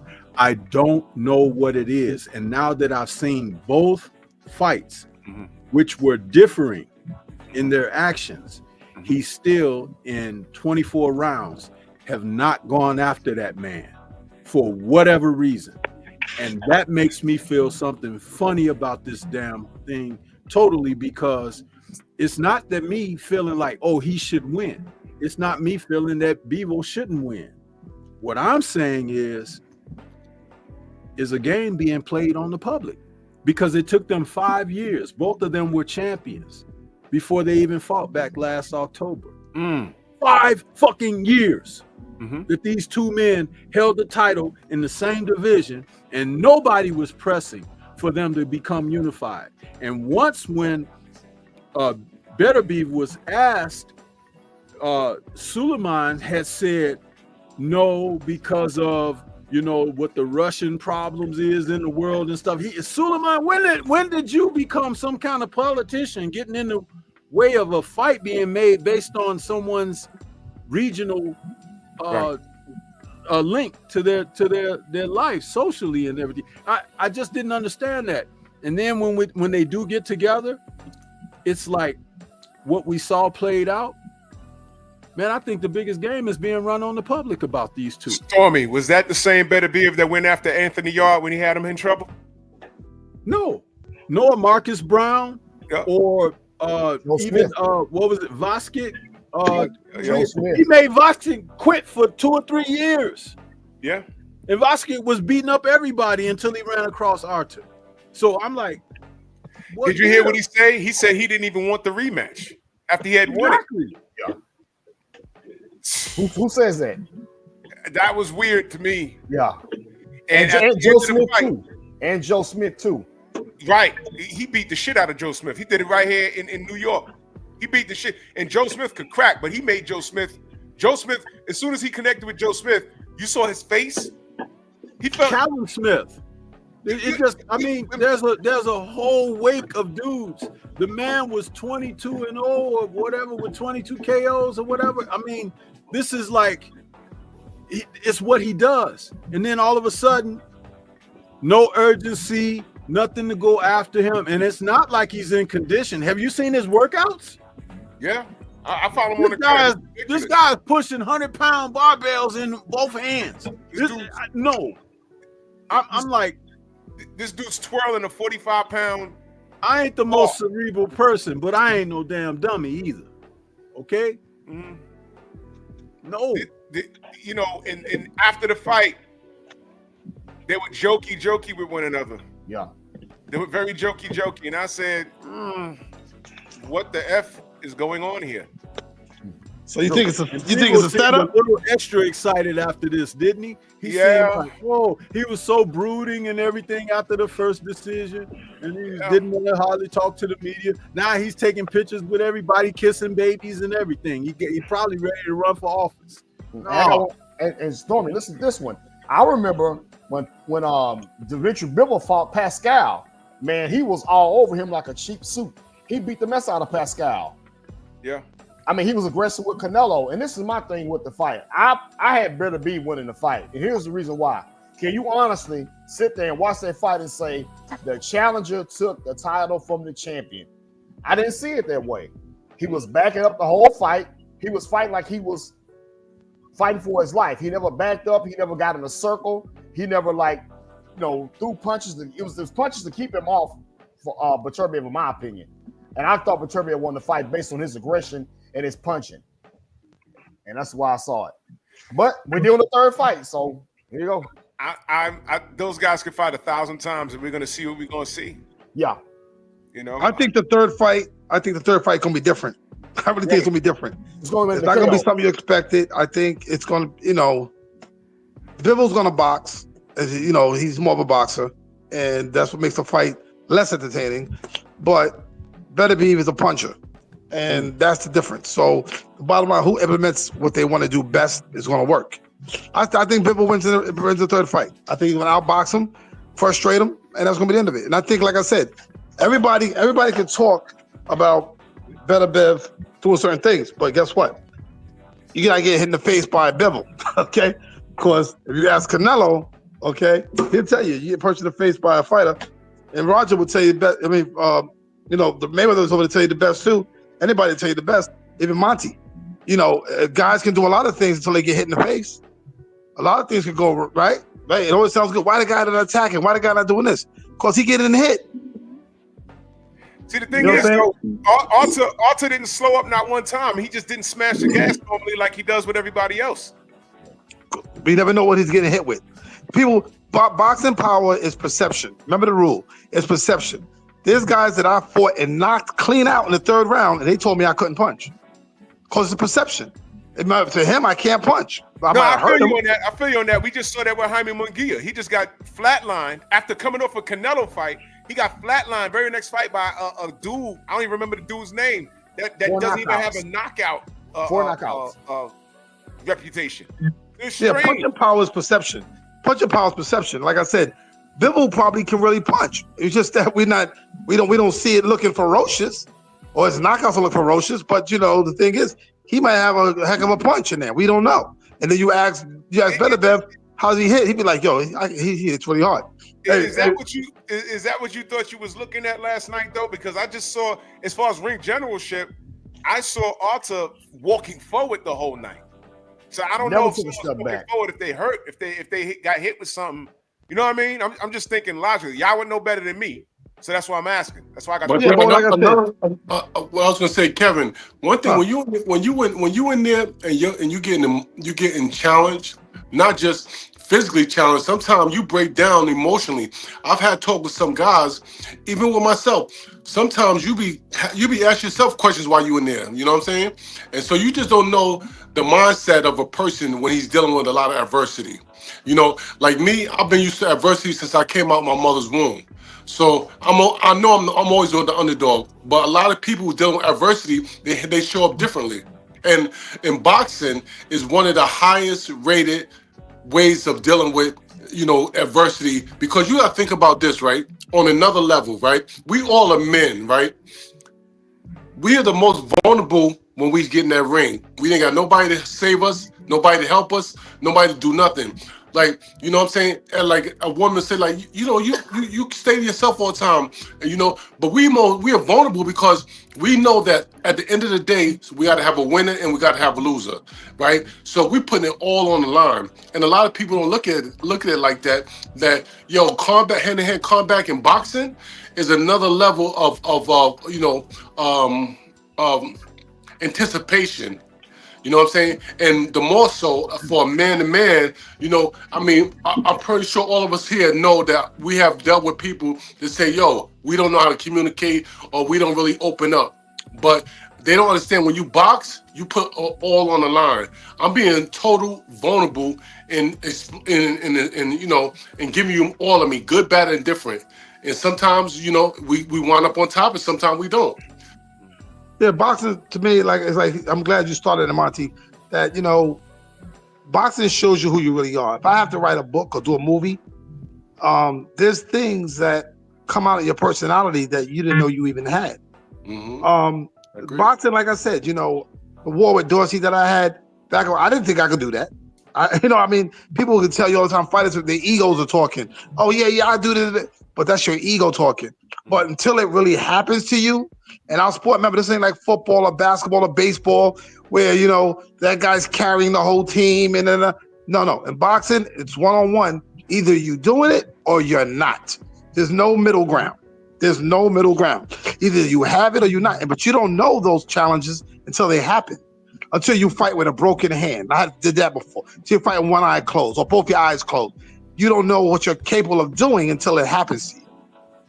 You know what I'm saying? So boxing introduces you to yourself. Right, it does. Let me ask each and every one of you on this panel this. Have you ever seen a fighter turn up, go for broke, set a standard and precedent to say, hey, this is mine tonight? I've seen several fighters throughout my lifetime of watching boxing do this. Yeah, I've seen Buster Douglas do it against Tyson. And then I've seen guys dial it in. Okay? Dial it in. And I stopped short of saying that anybody dialed it in these two matches because they are now a duo of bouts between these two men. But I can tell you sincerely that one of these men did not turn up. And if he does, lights fucking out. There's something about that.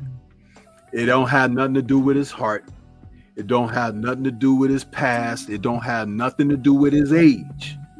Okay? I have watched enough to know that I can see when someone's not smashing the gas and someone is taking advantage of it, the gas not being smashed. I don't know if there's a private agreement. Teddy Atlas has been known to say that when he talks about fights and fighters, and he says a guy makes a silent agreement to not do the things that are necessary to put himself in a position to be victorious. Not necessarily to win, but to put himself in a position to be victorious. And that's a different thing. And only the fighter knows who's doing that. But I know what I see when I'm looking at boxing. I know. And so it is what it is. The outcome is what it is. But I'm just saying, the boxing public, you can celebrate or whatever. When you saw Bivol attacking Canelo, Canelo was a smaller man. He was trying to be big dog, messing around, and he cherry-picked wrongly. Yeah. But I'm gonna tell you something. You go back and you watch the history of Bivol's fights, and you don't see him smashing the gas on nobody. Yeah. You know what? A lot of people, for me, I'm an emotional person, right? But I understand about the emotional part because you can't let your emotions oversee your intelligence. And I used to hear that a lot when I was coming up, right? So, we just don't, like me. For me personally, my experience with boxing it gave me some highs and it gave me some lows because of, one, like Mike Tyson told me, he said, the minute that you go into a ring and you get emotionally attached, you lose. And I was like, when he told me that like in the 90s. But Very true. It's Very true. Yo, like try to argue with your wife and then go to work, or you know what I'm saying? Get something done. Go to work. It ain't gonna happen. It ain't gonna happen. Look, let me tell you something. I'll give you a quick story. David Hay, right? David Hay was so he beat me before I even got into the ring. I forgot you fought him. Damn. And I bust my ass jumping in the ring. But yo, let me tell you what happened. So David Hay, he was supposed to he was on his promotion. So what he was supposed to do, he was supposed to have me there on first class. He gave me business class. So I was like, all right, whatever. All right, cool. Me and Jimmy Glenn, we get to the airport. We're supposed to have a driver pick us up and take us to the hotel. No driver, no nothing. We had to pay $350 to get to the hotel. We got to the hotel. We were staying at the Crown Plaza, right next to where the arena is, the O2 Arena. They don't got nobody's name, me or Jimmy's name. We had to stay in the Holiday Inn Express. Holiday Inn Express is where all the fans are staying. They're like, hey Monty, what the hell are you doing here? Damn. Right? Then I'm there for 2.5 weeks. So we in training camp. We go train. I'm at his gym, training at one of his gyms. I was so pissed off. I was like, I'm gonna F you up when I see you. And he was so smart. He beat me before I even got in the ring. Yeah, because I was so emotionally attached to whipping his ass, and I wasn't focused. The whole game plan, I had a great training camp, but everything that I worked on, it went out the window because my emotions got the best of me. Yeah, and that's why you gotta be logical, not emotional. That's what exactly. made for. Yeah, you can't get emotional. You get emotional. I only got emotional one time in one fight. I hate to say it, but I did. In one fight with the first fight, you can't get emotional. You gotta stay right on your guard. That's the advantage that Floyd had over a lot of fighters. That he didn't get emotional. Emotion contributes. What Sugar Ray did when Sugar Ray fought Duran the first time, he got emotional. He wanted to hurt Duran, knock Duran out, this, that, the other. He got emotional. Then he got beat because he got emotional. It's like me with the Prince. The thing is, don't get emotional. When you're a boxer, you got to think logical, not emotional. Let all the emotional stuff be around you, but do not become emotional. Yeah, okay? because Kevin, against the Prince, you had him. You had him. But the thing was, people don't know all the other stuff that went on behind the scenes. Right. That's what got me emotional. It was easy though. It's an easy fight for me to win. But the bottom line was, I've allowed the emotion of what HBO did and how they treated me. I didn't expect that. I didn't expect HBO to treat me like a secondary or third. And they did. When I seen what they were doing, that I created this moment. They didn't create this moment. They didn't fly to England. I flew to England. That was my dime I flew on. I went and stayed in a hotel. I'm going to have a conversation. I talked to him. I convinced him to come to America. So that was what got that fight. And that was emotion. And the bottom line was the way they treated me once he came here. I shouldn't let that bother me at all because I never get emotional. I don't miss boxing with my emotions. So the end of the day is I got emotional with that fight, and that's what happened in that fight. So, I knew in a rematch I would beat him. You know what I'm saying? But the thing was, don't get emotional. He also knew that too. Yeah, that's why I didn't do it. But the thing was, the way people treat you, you can't get involved in the hype. You got to stay away from the hype. You could be part of the hype, but don't be the hype. And I've always known that in my whole career. Always known that. I always sold the fight. There was times we were pushing each other, all kinds of things. But it was never something that was personal, that was real to me. It was something that was promotional. Everything's promotional. I'm promoting the fight. I'm promoting the fight. You know what I'm saying? And I understand what Monty's saying. Like I said, that's happened to me one time in my life. Out of 72 pro fights, it happened one time. So, other than that, I'm not emotional. You know what I'm saying? Yeah, so let me ask you a question, Kev. How did you feel when you saw your character on a video game? That's amazing. Like I said, I didn't feel. You know what happened? It's a funny story. I'll tell you real quick. I've been in the first game since with Ali, and my managers had Ali too. Yeah. So I was in the first game, fight night, right? And when they put in the first game, I was trying to hope that all the kids, because it makes us young again. It makes us the young kids know who we are. You see what I'm saying? Right. And that's very important. You get some longevity out of that, right? Yeah. And I didn't really get the feel of it until recently because my daughter sent me a picture of my grandson playing me on a video game, which I posted on Instagram. She sent me a picture, right? So she says, "Dad," she goes, 2 days ago, I sent you a picture of your grandson playing you, and you don't call me. I said, why I gotta call you? And she's like, well, I just think about it, Dad. You never thought about it. I didn't think none of it. You know what I'm saying? Because you just life is taking control of you, right? Yeah. And I'm just thinking. It took me 2 days to really get what she was talking about, and then when I did, I posted it. You know what I'm saying? So it's an amazing thing. Like I said, that when you're not boxing, kind of. You know what I'm saying? I did a lot of commentary in boxing, but the thing is, when you're not boxing no more, it's easy. It's next. It's like music. First you had NSYNC, then the Backstreet Boys, right? Group after group, right? So at the end of the day, it's the same exact thing. You got your time, you got your era, and that's it. And that's what God gives you. Okay, your time and your era. And that's your time. And I had a great time boxing, and I had a great time being out there commentating and doing shows and stuff like that. And like I said, I got a show now, the Sucker Punch Show. You can watch on Instagram. So, watch that. All you guys. We cover a lot of boxing. 80% boxing, 20% other things. But the video game is something that's lifelong. That my great grandchildren will be playing, hopefully. And that's amazing. To me, that's amazing. That's why I brought that up, Kev, because it's not only you. We had Eddie Chambers on the show. Eddie's on that same game you're on. Eddie Chambers on that game. Jesse James Leha's on that game. Nonito Donair's on that game. And Monty, I think your last name, I got to look again. I think your last name is in the created character. I have to look again. I'm not sure. I did like 3 games, and I did some structure for the games. Right. And I did all that like for 3 different games. And I was in one game. I was on an HBO game, but the other ones I did structure for it. Yep. I had to wear the suit, I had to wear the ball, and all that other stuff. Yeah. And they gave me credits. Yep. But one thing I can say, I can tell you that this game, Undisputed, pays way better than Fight Night did. I'm on that game too.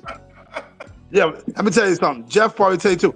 Fight Night compared to this game, totally different. Let me tell you what happened. When the first game came out, if you noticed it, Fight Night, they didn't have Chris Eubank. They didn't have a lot of European fighters. Yeah. That they deserve their credit too. Mm-hmm. And I think Europe waited for that game to fail to come out with their own version of it. Okay? So what happens is now you got Chris Eubank, you got some European fighters. There's people in there I never even heard of that are European fighters. And like Scott Quigg, I think it's Scott Quigg, right? And so at the end of the day, Europe got their payback, and they did a better job. They did a better job than America did. On the Fight Night in Europe, the cover was different. David Hay was on that cover when it was released in Europe. David Hay was on the cover. I think they had Lennox Lewis, David Hay, and Joe Calzaghe on there, from what I remember. Yeah, what happened to Chris Eubank? What happened to Nigel Benn? What happened? You know what I'm saying? They didn't put him on there. And I'm gonna tell you, Jeff, when you holler at Floyd, tell him he did us dirty, man. Because we couldn't create him on the damn game. Actually, I'm on that game too. What?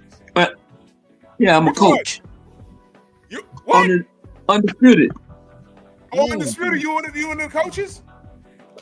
Yes, me and Floyd both. Oh, wow. You know that. Wow, I didn't know that. Yeah. Oh shit. That's wild. That's wild. I'm gonna tell you what they did on Fight Night. You could create Floyd, but his name, the name Mayweather's not on the damn game. Oh, okay. I think money's on there. And in order to get his face on there, you had to take a picture of his face and map it onto the character. It was a lot of work. I believe he was in the first game. I believe he was in the first game because I remember. No, he was in the first game. He was in. I gotta put on it. Knockout Kings. Knockout Kings. Yeah, I gotta put on that game. Yeah. But I heard. Is this true? Is this true? This is what I heard. This is what I remember. Because I remember Floyd and Shane had a little bit of beef between each other. Yeah. And when we got in the game, it was because my managers had Muhammad Ali and me. And at the time, I was world champion, so they put me in the game. So Tom Loeffler, who was my manager, had six fighters. Okay, guys I hadn't even heard of, right? And he went to put Shane in, but I heard Floyd heard that Shane was in the game, But the advantage was it was only supposed to be champions in the game when it first came out, the fight night. But Floyd wasn't champion yet, neither was Shane. So Shane was in the game, and that's how Floyd got it. No, you know, right? He got in the game because he called him up and said, "Listen, he's not champion, so how are you putting him in the game?" Is that true? No, that ain't. I got Floyd on the game. Oh, good. Nobody. I mean, because at that time Floyd wasn't big enough to be on the game. But I had a friend of mine that he knew the lady that worked for the the company. Yeah, EA Sports. And we sent her, my friend sent her about 5 or 6 tapes of Floyd, you know, doing what he does in the ring. And they said, we want him. We gotta keep him. That's how he got on the game. Oh, okay. Hey Jeff, are you still in Vegas? Yes. Who, me? No, Jeff. Oh, you still in Vegas? Yeah, I'm in Vegas. Oh, yo, can somebody give Jeff on number so we can talk? Cause I'm coming to Vegas with 20 kids in June with my nonprofit. You want me to shoot it to him, Jeff? Yeah, please. Yeah, I'll shoot it to you. I got it. All right. Yeah, because I got a nonprofit now. I'm in South Carolina, you know, helping these kids regulate their emotions, learn how to box. You know, I got an education component as well with a new curriculum that I'm using. You know, with everything that's going on, I'm doing boxing shows for the kids. I got 2 gyms I'm opening up at back to back. Oh, you know, that's that's cool. Yeah. But I'm doing, you know, a training program. Also, I got a lot of different things going, but I want to, you know, touch some bases with you, you know, before I come out there. Okay. So we can make something happen. Kevin Vegas too. Huh? Kevin's in Vegas too. Yeah, I know Kevin Kelly. Come on, that's the Flushing Flash. My man. Yeah, we both from South. I'm from South Jamaica, Queens. He from Flushing, but you know, Queens is all day, man. I love Kevin. Realistically, Monty, I'm really from Brooklyn. You know that, right? Oh no! Oh, forget it. Yo, game over. I'm really from Brooklyn. Game over. What happened was when I started boxing, I was living in Queens. So I just repped Queens because it was easy, just because I'm from Queens, because I was living in Queens. I didn't have to tell the story. You know what I'm saying? But you know what? But listen, and I started boxing, I was living in Brooklyn. Right? So everybody think I'm from Brooklyn. I started boxing in Star City. I thought you were from Brooklyn. So, Starvette City? But I started boxing, it was Jimmy O. I started boxing in Star City, but I'm from Queens. I'm from Southside Jamaica, Queens. But my trainer brought me to Jimmy Glenn, and Al Davis brought me to Jimmy O'Farrell. Yeah, and I started my career in boxing in Brooklyn. So everybody thought I was from Brooklyn, but I'm from Southside. Well, I'm from the Bronx, home of Mitch Blood Green. Okay. Oh man. And Mitch he's always been Queens getting high. That's crazy. He be in South Bronx walking around. Dyson! Mitch is nuts. Now you ain't lying about that, man. Mitch is crazy. I remember the day he got out of jail, right? Mm-hmm. It said on TV, his driver's license was taken, everything was taken from him. I went to Gleason's gym that day. I pulled up, Mitch Green is jumping out of a car, parked on the sidewalk with everything stripped of it. You know what he told me? I said, yo, Mitch, you're not supposed to be driving. He said, I got to get to the gym somehow. I said, oh my God. Oh, Lord. Yo, Kevin, ask your well. I was the only person that dropped Mitch Green. Guess how I dropped him? With a body shot. You couldn't hurt Mitch with a headshot. I hit him to the body with a right to the body. He dropped. I was like, whoa, man, listen. Your well was like, yo, listen, bro, you had to really put a lot of work in. Because Mitch Green, his dope, he teach you so much dope, you can't hurt him in the head. Yo, Monty, didn't sometimes Mitch used to spar at Gleason's gym with a toothpick in his mouth, remember? Yes, he did. Yes, he did. Spar with a toothpick in his mouth. Yep. He did. Yep. Hey, fellas, is it true that Tyson knocked the whole bridge out of his mouth? I don't know. Nah, he split his forehead over here. He hit him over here on the top of the head and split his forehead. No, I'm not talking about their street fight. I'm talking about the night that they fought. Oh, I don't know. A point when Tyson knocked the mouthpiece out, and a rumor had it that a bridge of his teeth came out with the mouthpiece. Oh, Lord have mercy. I don't know about that. Yo, somebody got to get in contact with Maurice Harris because he has a funny story when he was boxing with Mike Tyson. I don't know if anybody ever heard of it. Maurice Harris, remember Maurice Harris, the long kid from New Jersey? Fought Derek Jefferson. Yes, right. Yeah, he's the one that got knocked out by Derek. But Lennox Lewis and Mike Tyson kept him in training camp because he was like one of the best sparring partners ever, and he was with Floyd, right? What's his name? Jeff. Jeff. He was with Floyd. Remember Maurice Harris, right? Yeah. Yeah, he was nice. I mean, as far as boxing and sparring, he was knocking everybody out, and he was handling business. Tell him, right, Jeff? Yeah. He was nasty, Maurice Harris. But he got a crazy story about when he was boxing with Mike Tyson. Yeah, I commentated Maurice Harris a lot and Tua a lot because I used to do a show called Heavyweight Explosion. Remember that show? Yeah, I remember. Yeah, I was on it with Cedric. I know. He was on it too. He was on it too.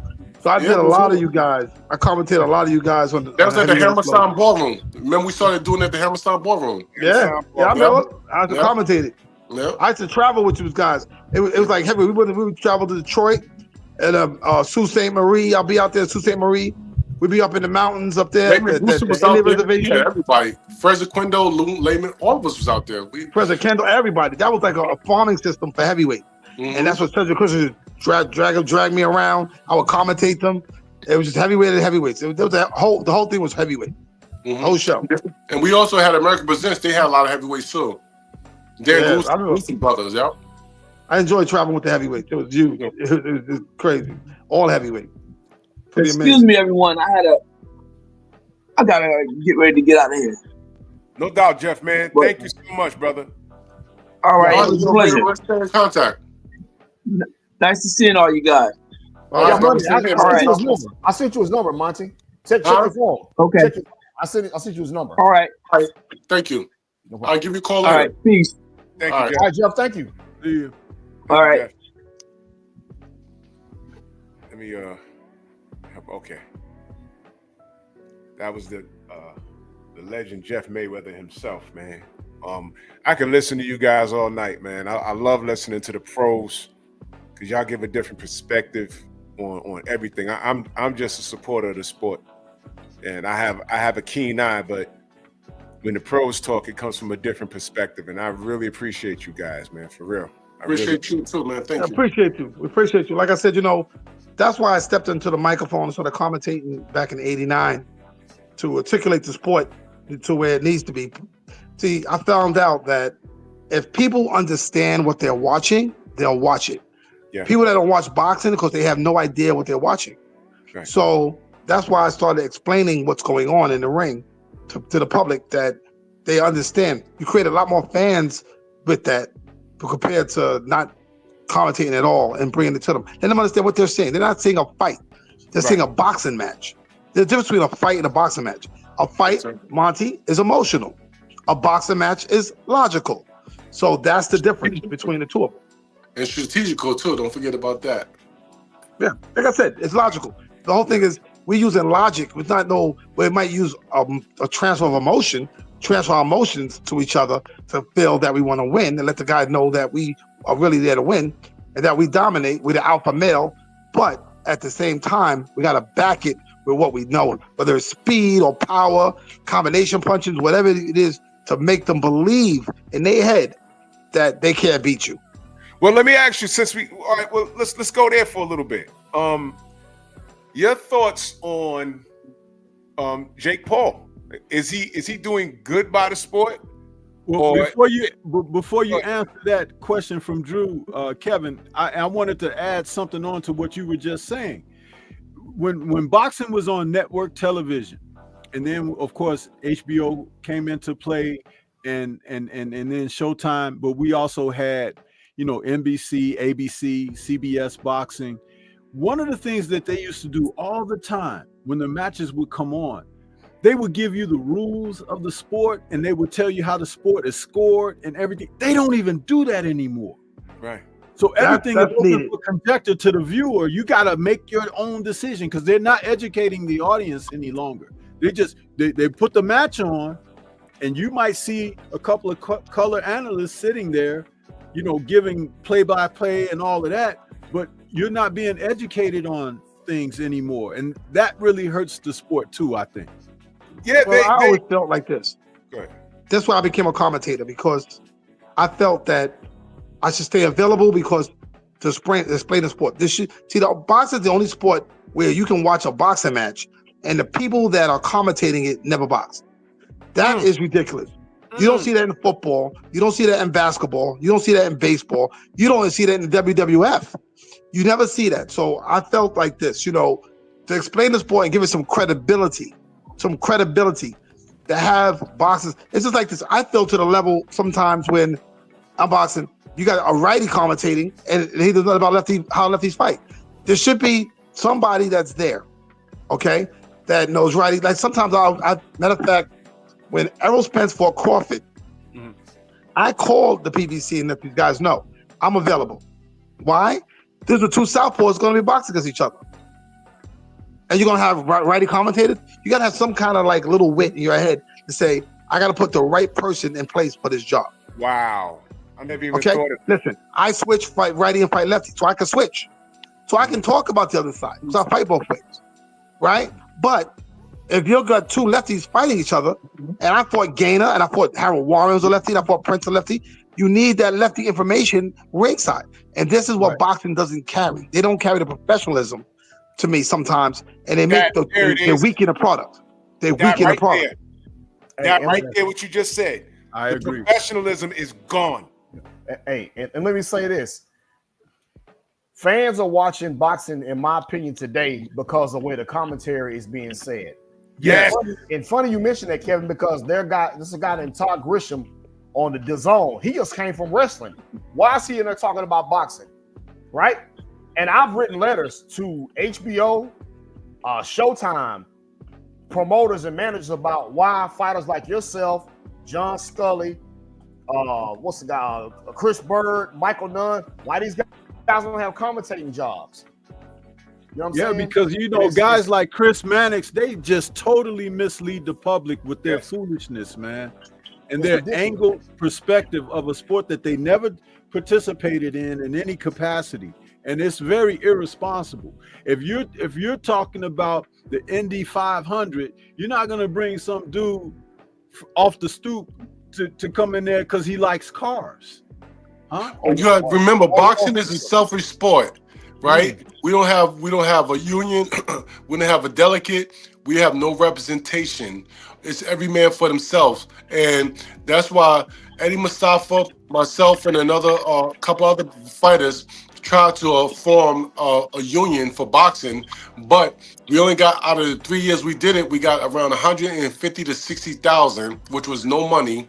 And boxers don't want to invest in the future of boxing; they want the money right there. So we don't have no protection. So it's every man for themselves, every greedy man for themselves.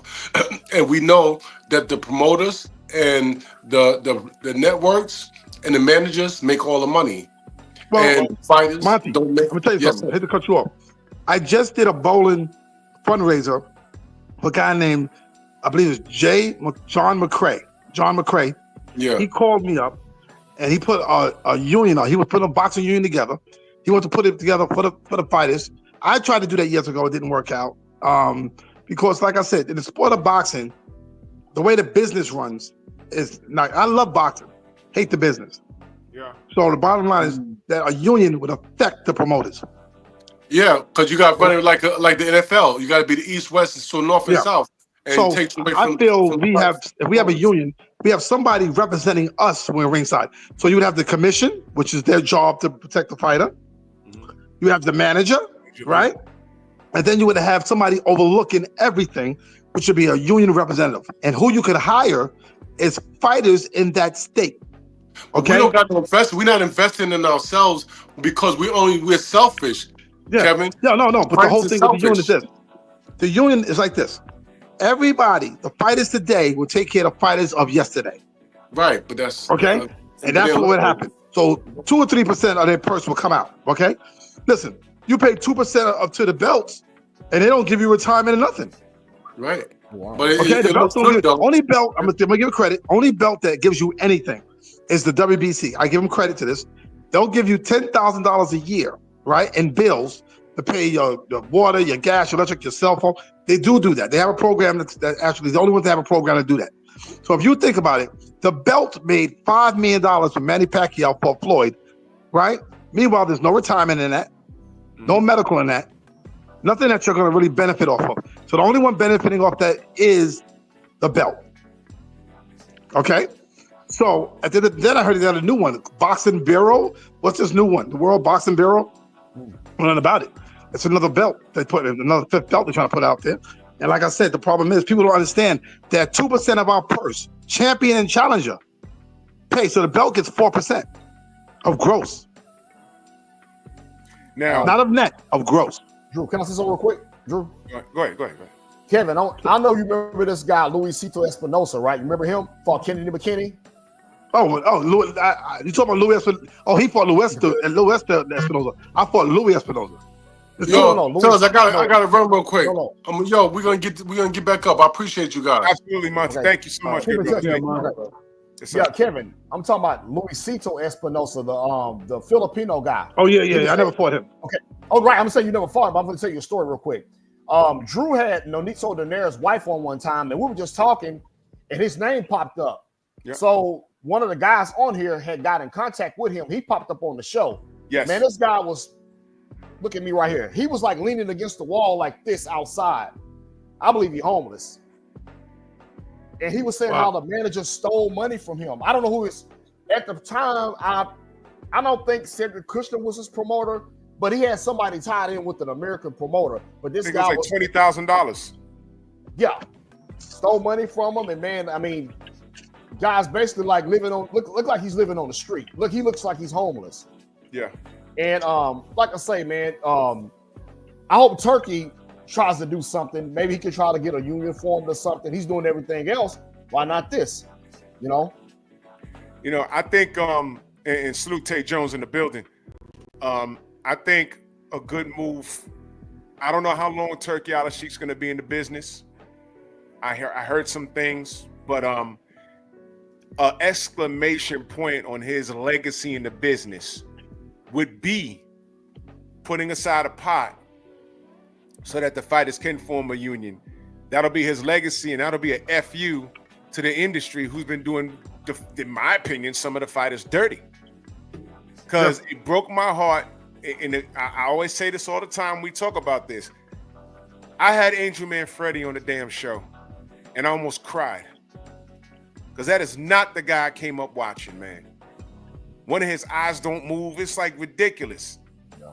I said, oh my God. And he's not in the best financial shape, let alone health-wise. This man has entertained, and I've watched the majority of his fights. Yeah. And I feel the least he could have is a steady source of revenue, even if it's $5,000 or $6,000 a month. That would go a long way for him. Yeah. You know what I mean? Let me tell you what happened. Go ahead. Back in New York, when I was living in New York, I had an insurance policy, and me and the insurance company started talking, and we were conversating, and the guys knew the powers that be, the upper management, and they were trying to form a boxing union. And I was told on the side that if I did that somebody might try to take me out. Yes, so the thing is, because you're messing with people's money, right? And the way the boxing game run. So realistically, who's got to do it? That's why it's Jay McCrae. The thing we did, he wants to do it, which should be good. He's out there. He's not a part of the game. No way to research him or find him. You know what I'm saying? So we did a bowling thing. Riddick Bowe was there. It was me, Riddick Bowe, and Sam Watson was there with the twins. Sam Watson. Yeah. He was there. It was right here in Vegas at the New Orleans Hotel. 2 months ago. 2 months ago? Yeah. The 31st. No, 1 month ago. January 31st, we had it. And I'll send you the pictures. And it was very good. So I'm trying to see where he's going to go. If you got the people behind you to do it with the money and the contracts and insurance companies and stuff like that, if you can formulate, okay? And I would hire people from different boxers from different states, to overlook this thing, right? Make sure that it's running properly. Okay. I think you're 100% correct, because the bottom line is there's no protection for the fighters. It's embarrassing. Look, for Fredo Benitez, sister and father spent all his money. Okay, the story goes on and on and on and on. It's been like that for years. And the bottom line is, when Floyd covers up, try to fight for the money, then everybody's looking negative to him. I'm like, for what? Because at the end of the day, he's got to take care of his family. Right. You know what I'm saying? And the bottom line is, yeah, a union's been needed from years ago. Should have been in place. Okay? Been in place. We should have Tell had about Reggie. Tell about Reggie Johnson. Yeah, Reggie Johnson. I don't think Kevin knows about this. Go ahead, Lou. Let me tell you about Reggie Johnson. But you know what? I'll let you tell the story, Trick, because that shit was insane when he was on the show and he told us what he was doing, and the resistance was retarded. Yeah, well, he needs what? He was fighting out of California, and something about it. In order to get a pension, he had to complete a certain amount of rounds. He had one round left to get a pension out of California. He's like damn near 60. Yo, what the fuck is he gonna do? Come on now, that's not right. Get a man his goddamn pension. And look, man, and I want everyone in the chat to understand this. Here's the deal. We're talking about doing right by the fighters, and you guys are cool, or not even cool. You're cool by not educating yourself. Why do you think I got on here and screamed about Daniel Kinahan, his involvement in the fall in boxing? Where the hell is he now? And where's MTK Global? And then when we get on here and talk about how they did our brother Deontay, y'all ain't want to believe it. Y'all got all of these criminals in here. Criminals. And there's no goddamn union. If y'all had a strong union, guys like Daniel Kinahan wouldn't have no breathing room. And now you just heard Kevin say, if someone told him, if you tried to get a union popping in boxing, somebody gonna try and pop you. Because you mess with the illegal money. Because I get it, because I've been messing with a lot of people's money, but at the end of the day, we're trying to protect the fighter and get him some money too. So the bottom line is this.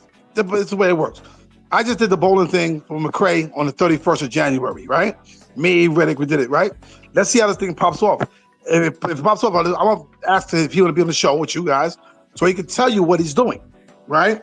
And what he's trying to do and try to get it together. And I told him, I warned him, I said, listen, it's, if you got the right people, the bottom line is this. If you got the Turkish guy behind you, you're going to get it done. Why? You got enough money for it, okay?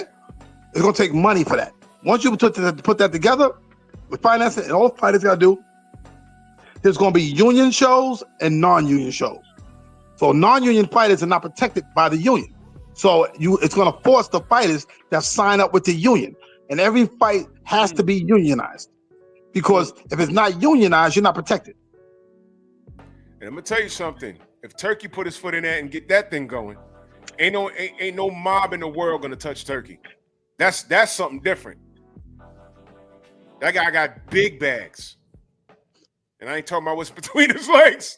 I'm talking about he got money bags. I'm talking Scrooge McDuck money. I mean, big old ignorant money. You know what I mean? I mean, this is crazy. That's what we need. Like I said, the bottom line, what happened in football, what happened in basketball, what happened in baseball, that's got to happen in boxing. People, you know what's funny about it?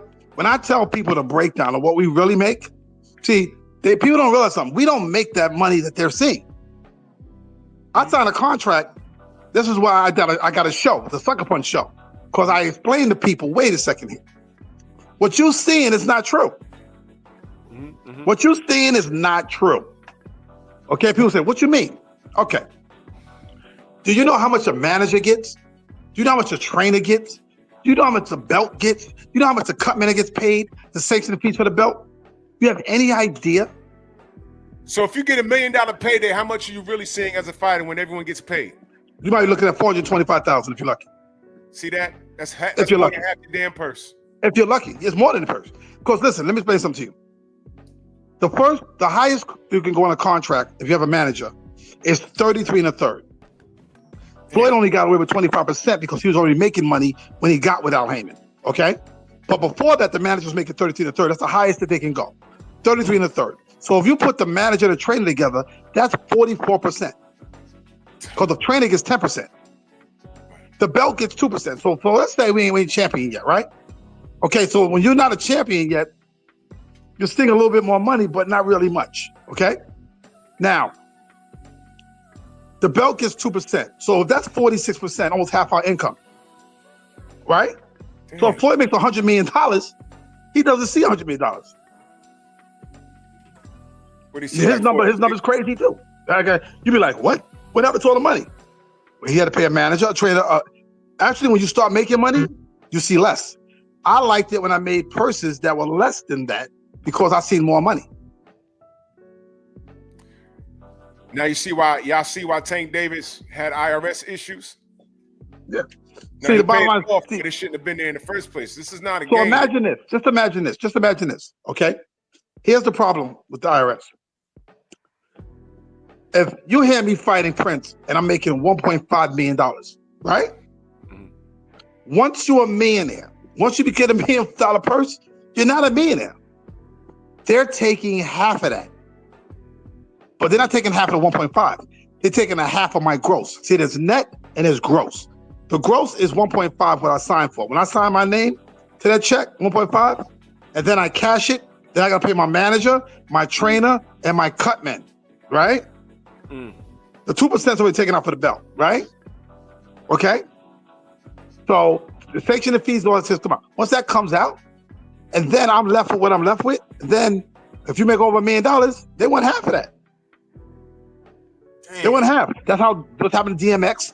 That's what happened to Will, our boy, the actor. What's his name? Wesley Snipes. Of course, the bottom line, they think that we keep that money. We don't get that money. Half of that goes to the government. The only time it didn't go to government is when Donald Trump was in office, because he's a billionaire. So he made it 35%. That's what people that make $60,000 pay, 35%.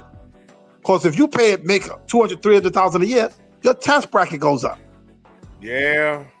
So you have 40, 44, 45%. Then you hit the million, you have 50%. So realistically, when you're making money, are you seeing it? No. Right? Yeah, man. We could do this. So I'm definitely gonna have to have you back to discuss the business aspect of it, because people really don't understand, man. But we can talk to you all night. I'm gonna bring the show to a close, man. But brother, I'm gonna get a hold of your information. I'll shoot you a text so you know it's me. But thank you so much for the education, bro.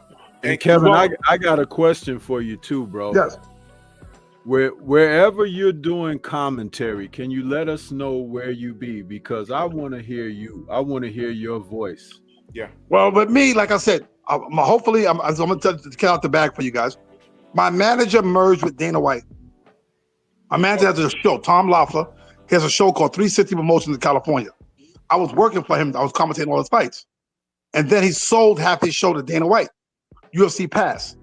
So this year, as you heard correctly, Dana White has merged with my manager, and they're going to be doing boxing shows here in Vegas. Okay. Oh, man. So, every time you're going to be on that mic, you got to let us know, because we're going to support, man.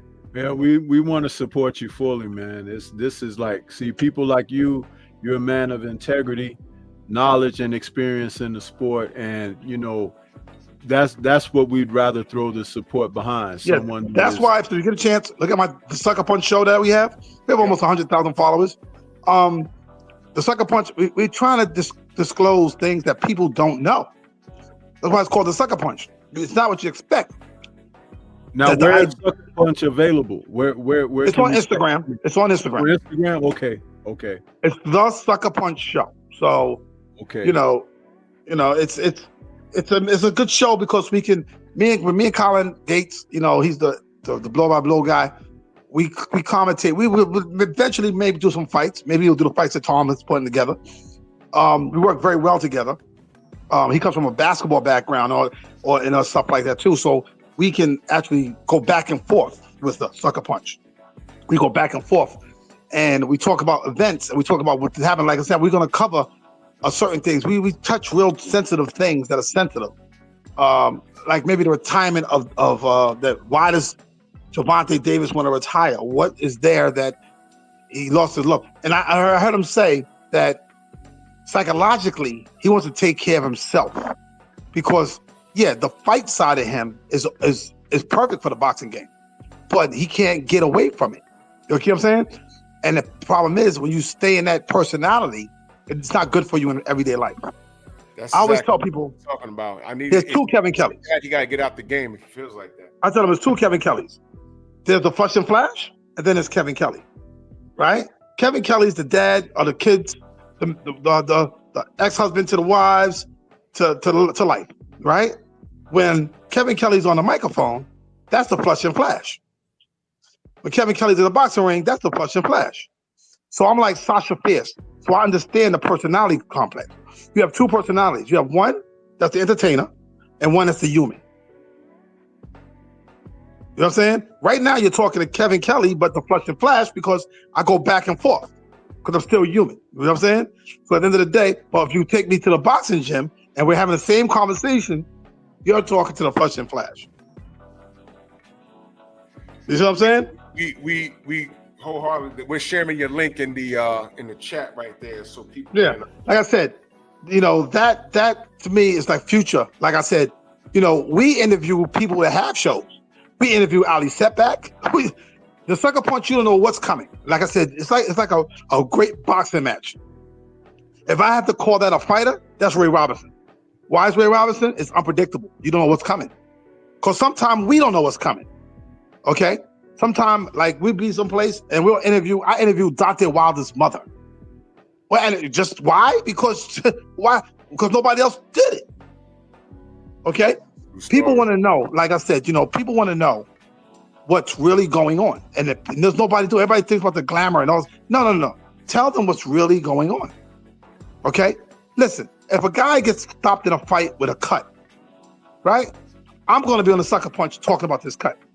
And what the doctor, the solution that they use, a thrombin, moxicillin 199, all this other stuff they use for the eye to close the eye, they've got it working around. People don't know this. The public is so unknowledgeable about what's going on in boxing that they don't know what's really happening. So, well, Kev, they have American fans in particular. They have a short attention span. You're talking to a society that kids that grew up on cereal and bologna, and the sugar has warped their mind. So they have but the whole thing is, you'll be surprised. Like, it even amazes me when I'm around somewhere, even today, when I was at work, right? I'm around, people talk to me all the time. They want to talk if I ask me questions. And when I tell them what's going on, they're like, what? Oh, because they always think of this glamorous thing that's going on. No, that's not. People don't know that the belt that's given in the ring, okay, is whoever was champion came in the ring with that belt. That belt is put on the other guy only for TV purposes only. Once he goes in the back room, he gives it to somebody in his team, and they bring that belt back to the guy that owns it. And he gets a new belt. Yeah. People think the belt's passed down. Because the way TV goes about it. You know what I'm saying? The way they show it. They show it like, oh, okay, he's got the belt now. Oh. Every champion gets his own belt. Okay? All these fighters that I had on, they got their belts that they had in their career in their house. You want to hear the craziest thing right now? Check this out. You ever see the show Porn Stars? I've seen it. Okay. I always watch that show sometimes to watch it back in the day. And I said, you know what? I never seen nothing boxing on it, right? And one day I got the show on and I see a world title belt behind the guy standing there, right? So I'm looking, I'm like, holy cow, they got a world title belt. I wonder whose belt that is, right? So I go down there in Vegas, I go to the Porn Store, I put my head down, I walk in the store, hope nobody talking to me, right? So I walk in the store and I see the guy and I talk to Chum Lee and him, right? I said, hey, whose belt is that, right? They tell me the story about the belt. The guy came in and You know whose belt it was? Corey Spinks, right? Oh. So I call up Corey, right? Check this out. Right in front of the guy, I hit Corey up. Bam, bam, bam. Yo, Corey, what's up, man? What's going on? We're talking, right? Me and Corey talking. And I said, Corey, you ever seen Porn Stars? He goes, no. I said, well, you should watch it. But I was watching a TV show, right? So, and I seen a belt, and I told him the story. I came down here, and guess what? This belt got your name on it. He went ballistics on the phone, right? So I gave the guy, Chumley and him, I gave them my phone. And I said, he wants to talk to you, right? And they go on the phone like, hello. They were nervous, right? They're like, hello? And he went off. He was just went crazy, right? They said, they get the phone back to me. They said, take the belt down, put it in the safe. So it's illegal for them to sell stolen property. So what happened was, when he fought Zab Judah Zab gave it to one guy in his camp. This one must have happened. He gave it to one guy in his camp. You can't quote this. That's just what out there they heard told me. So obviously somebody in his camp and Zab's camp had it. Instead of bringing it back and give it back to Corey, they went to the pawn shop and pawned his belt for money. What? And obviously they kept the money and sold his belt. So he never got the belt. So he thought the belt was stolen. Right? Oh, this whole time he thought it was stolen. So, and it wasn't stolen. It was in the pawn shop. So they took it down so he could actually come to the pawn shop here in Vegas and get his belt. I don't know if he did it yet, but I never told him about it, asked about it, but his belt was here in Vegas. That is ridiculous, man. Ain't that crazy? That is ridiculous. Yeah, his belt was sold to a pawn shop. That is ridiculous, but I'm glad you went down there and straightened that out because he didn't know. He would have never known. I don't think Zab had anything to do with it, but like I said, you have guys in your camp you can't trust sometimes. Yeah. And he gave it to the guy to give to Corey, and he probably don't even know that even happened.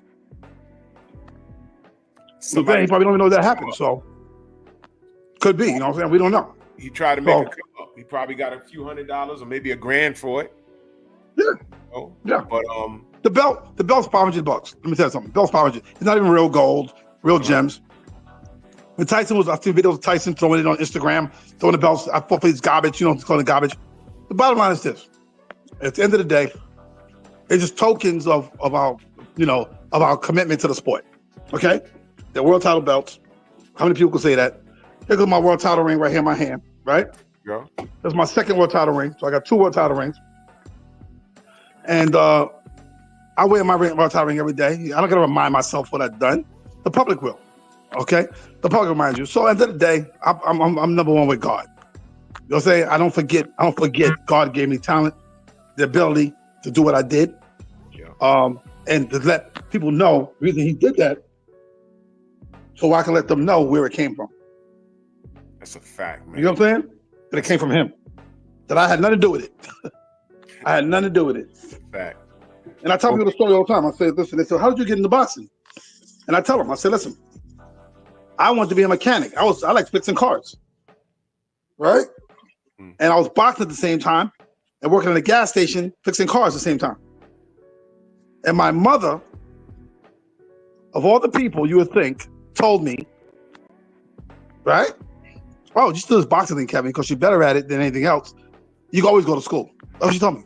My mother told me this. You can always go to school. So she said, you're pretty good at this boxing thing. You should try it out. Ain't that crazy? And my mother is the most quiet person. Her ears are not pierced. Little Spanish lady. She's Puerto Rican. Tiny little lady. No. You would never think my mother would tell me that. But she did. I took her advice and she was right. It is, man. Well, Kev, we're gonna bring this to a close, man. Okay. I'm gonna hit you on the text. I already subscribed. Your link is in the chat. Man, thank you so much for the education, man. Always welcome, man. Thank you so much. Thank you, man. Appreciate it. Thank you, man. And we're gonna support you in all these endeavors, man, because we need more gentlemen like you with this knowledge of the game and everything else, man. And I really appreciate this. Yeah. Man. Really, watch man. the sucker punch. And like I said, hopefully this boxing union comes together that we just did January 31st. He's trying to do it. I'm gonna send it to Anthony real quick. I'm gonna send it to Anthony. What we did with Riddick Bowe and Sam Watson. And hopefully, it picks up. Hopefully it goes somewhere. Hell yeah. Thank you so much, brother. And we're gonna talk soon. There's gonna be more events and we're gonna need your expertise on. So thank you so much, good brother. So I'll talk to you soon, all right, brother? All right, good looking. Thanks, Kevin. Appreciate you, bro. Later. Thank you so much. Man, more of that. That was amazing. That was amazing. More of that and less of foolishness we got running around here, man. I mean, boxing is broken, and this is why we root for these guys. But the things behind the scene, man, it's so much to fix. It's fixable. But you heard what he said. If you try and fix it, somebody, y'all think I'm joking when I talk about planes falling out the sky? You think I was playing? Barry McGuigan was over there in the UK dealing with Daniel Kinahan. You know how dangerous that shit is? But whatever, man. I thought that was I'm not joking. This is a dirtbag game. Stormy, let me know how they can find you, good brother. Everybody can find me right here on YouTube as Stormy B Man is the channel. That's Stormy B Man in all caps, but no cap. And I encourage everyone that has followed me and has been a member of my Stormy B Man Storm Trackers, please sign up for my Patreon, because you're going to see more of my video content and even lives go to straight to Patreon. We're in a real thick of a battle here, and that's the kind of move that's going to be made in order for the type of content I'm trying to give to the public to get released.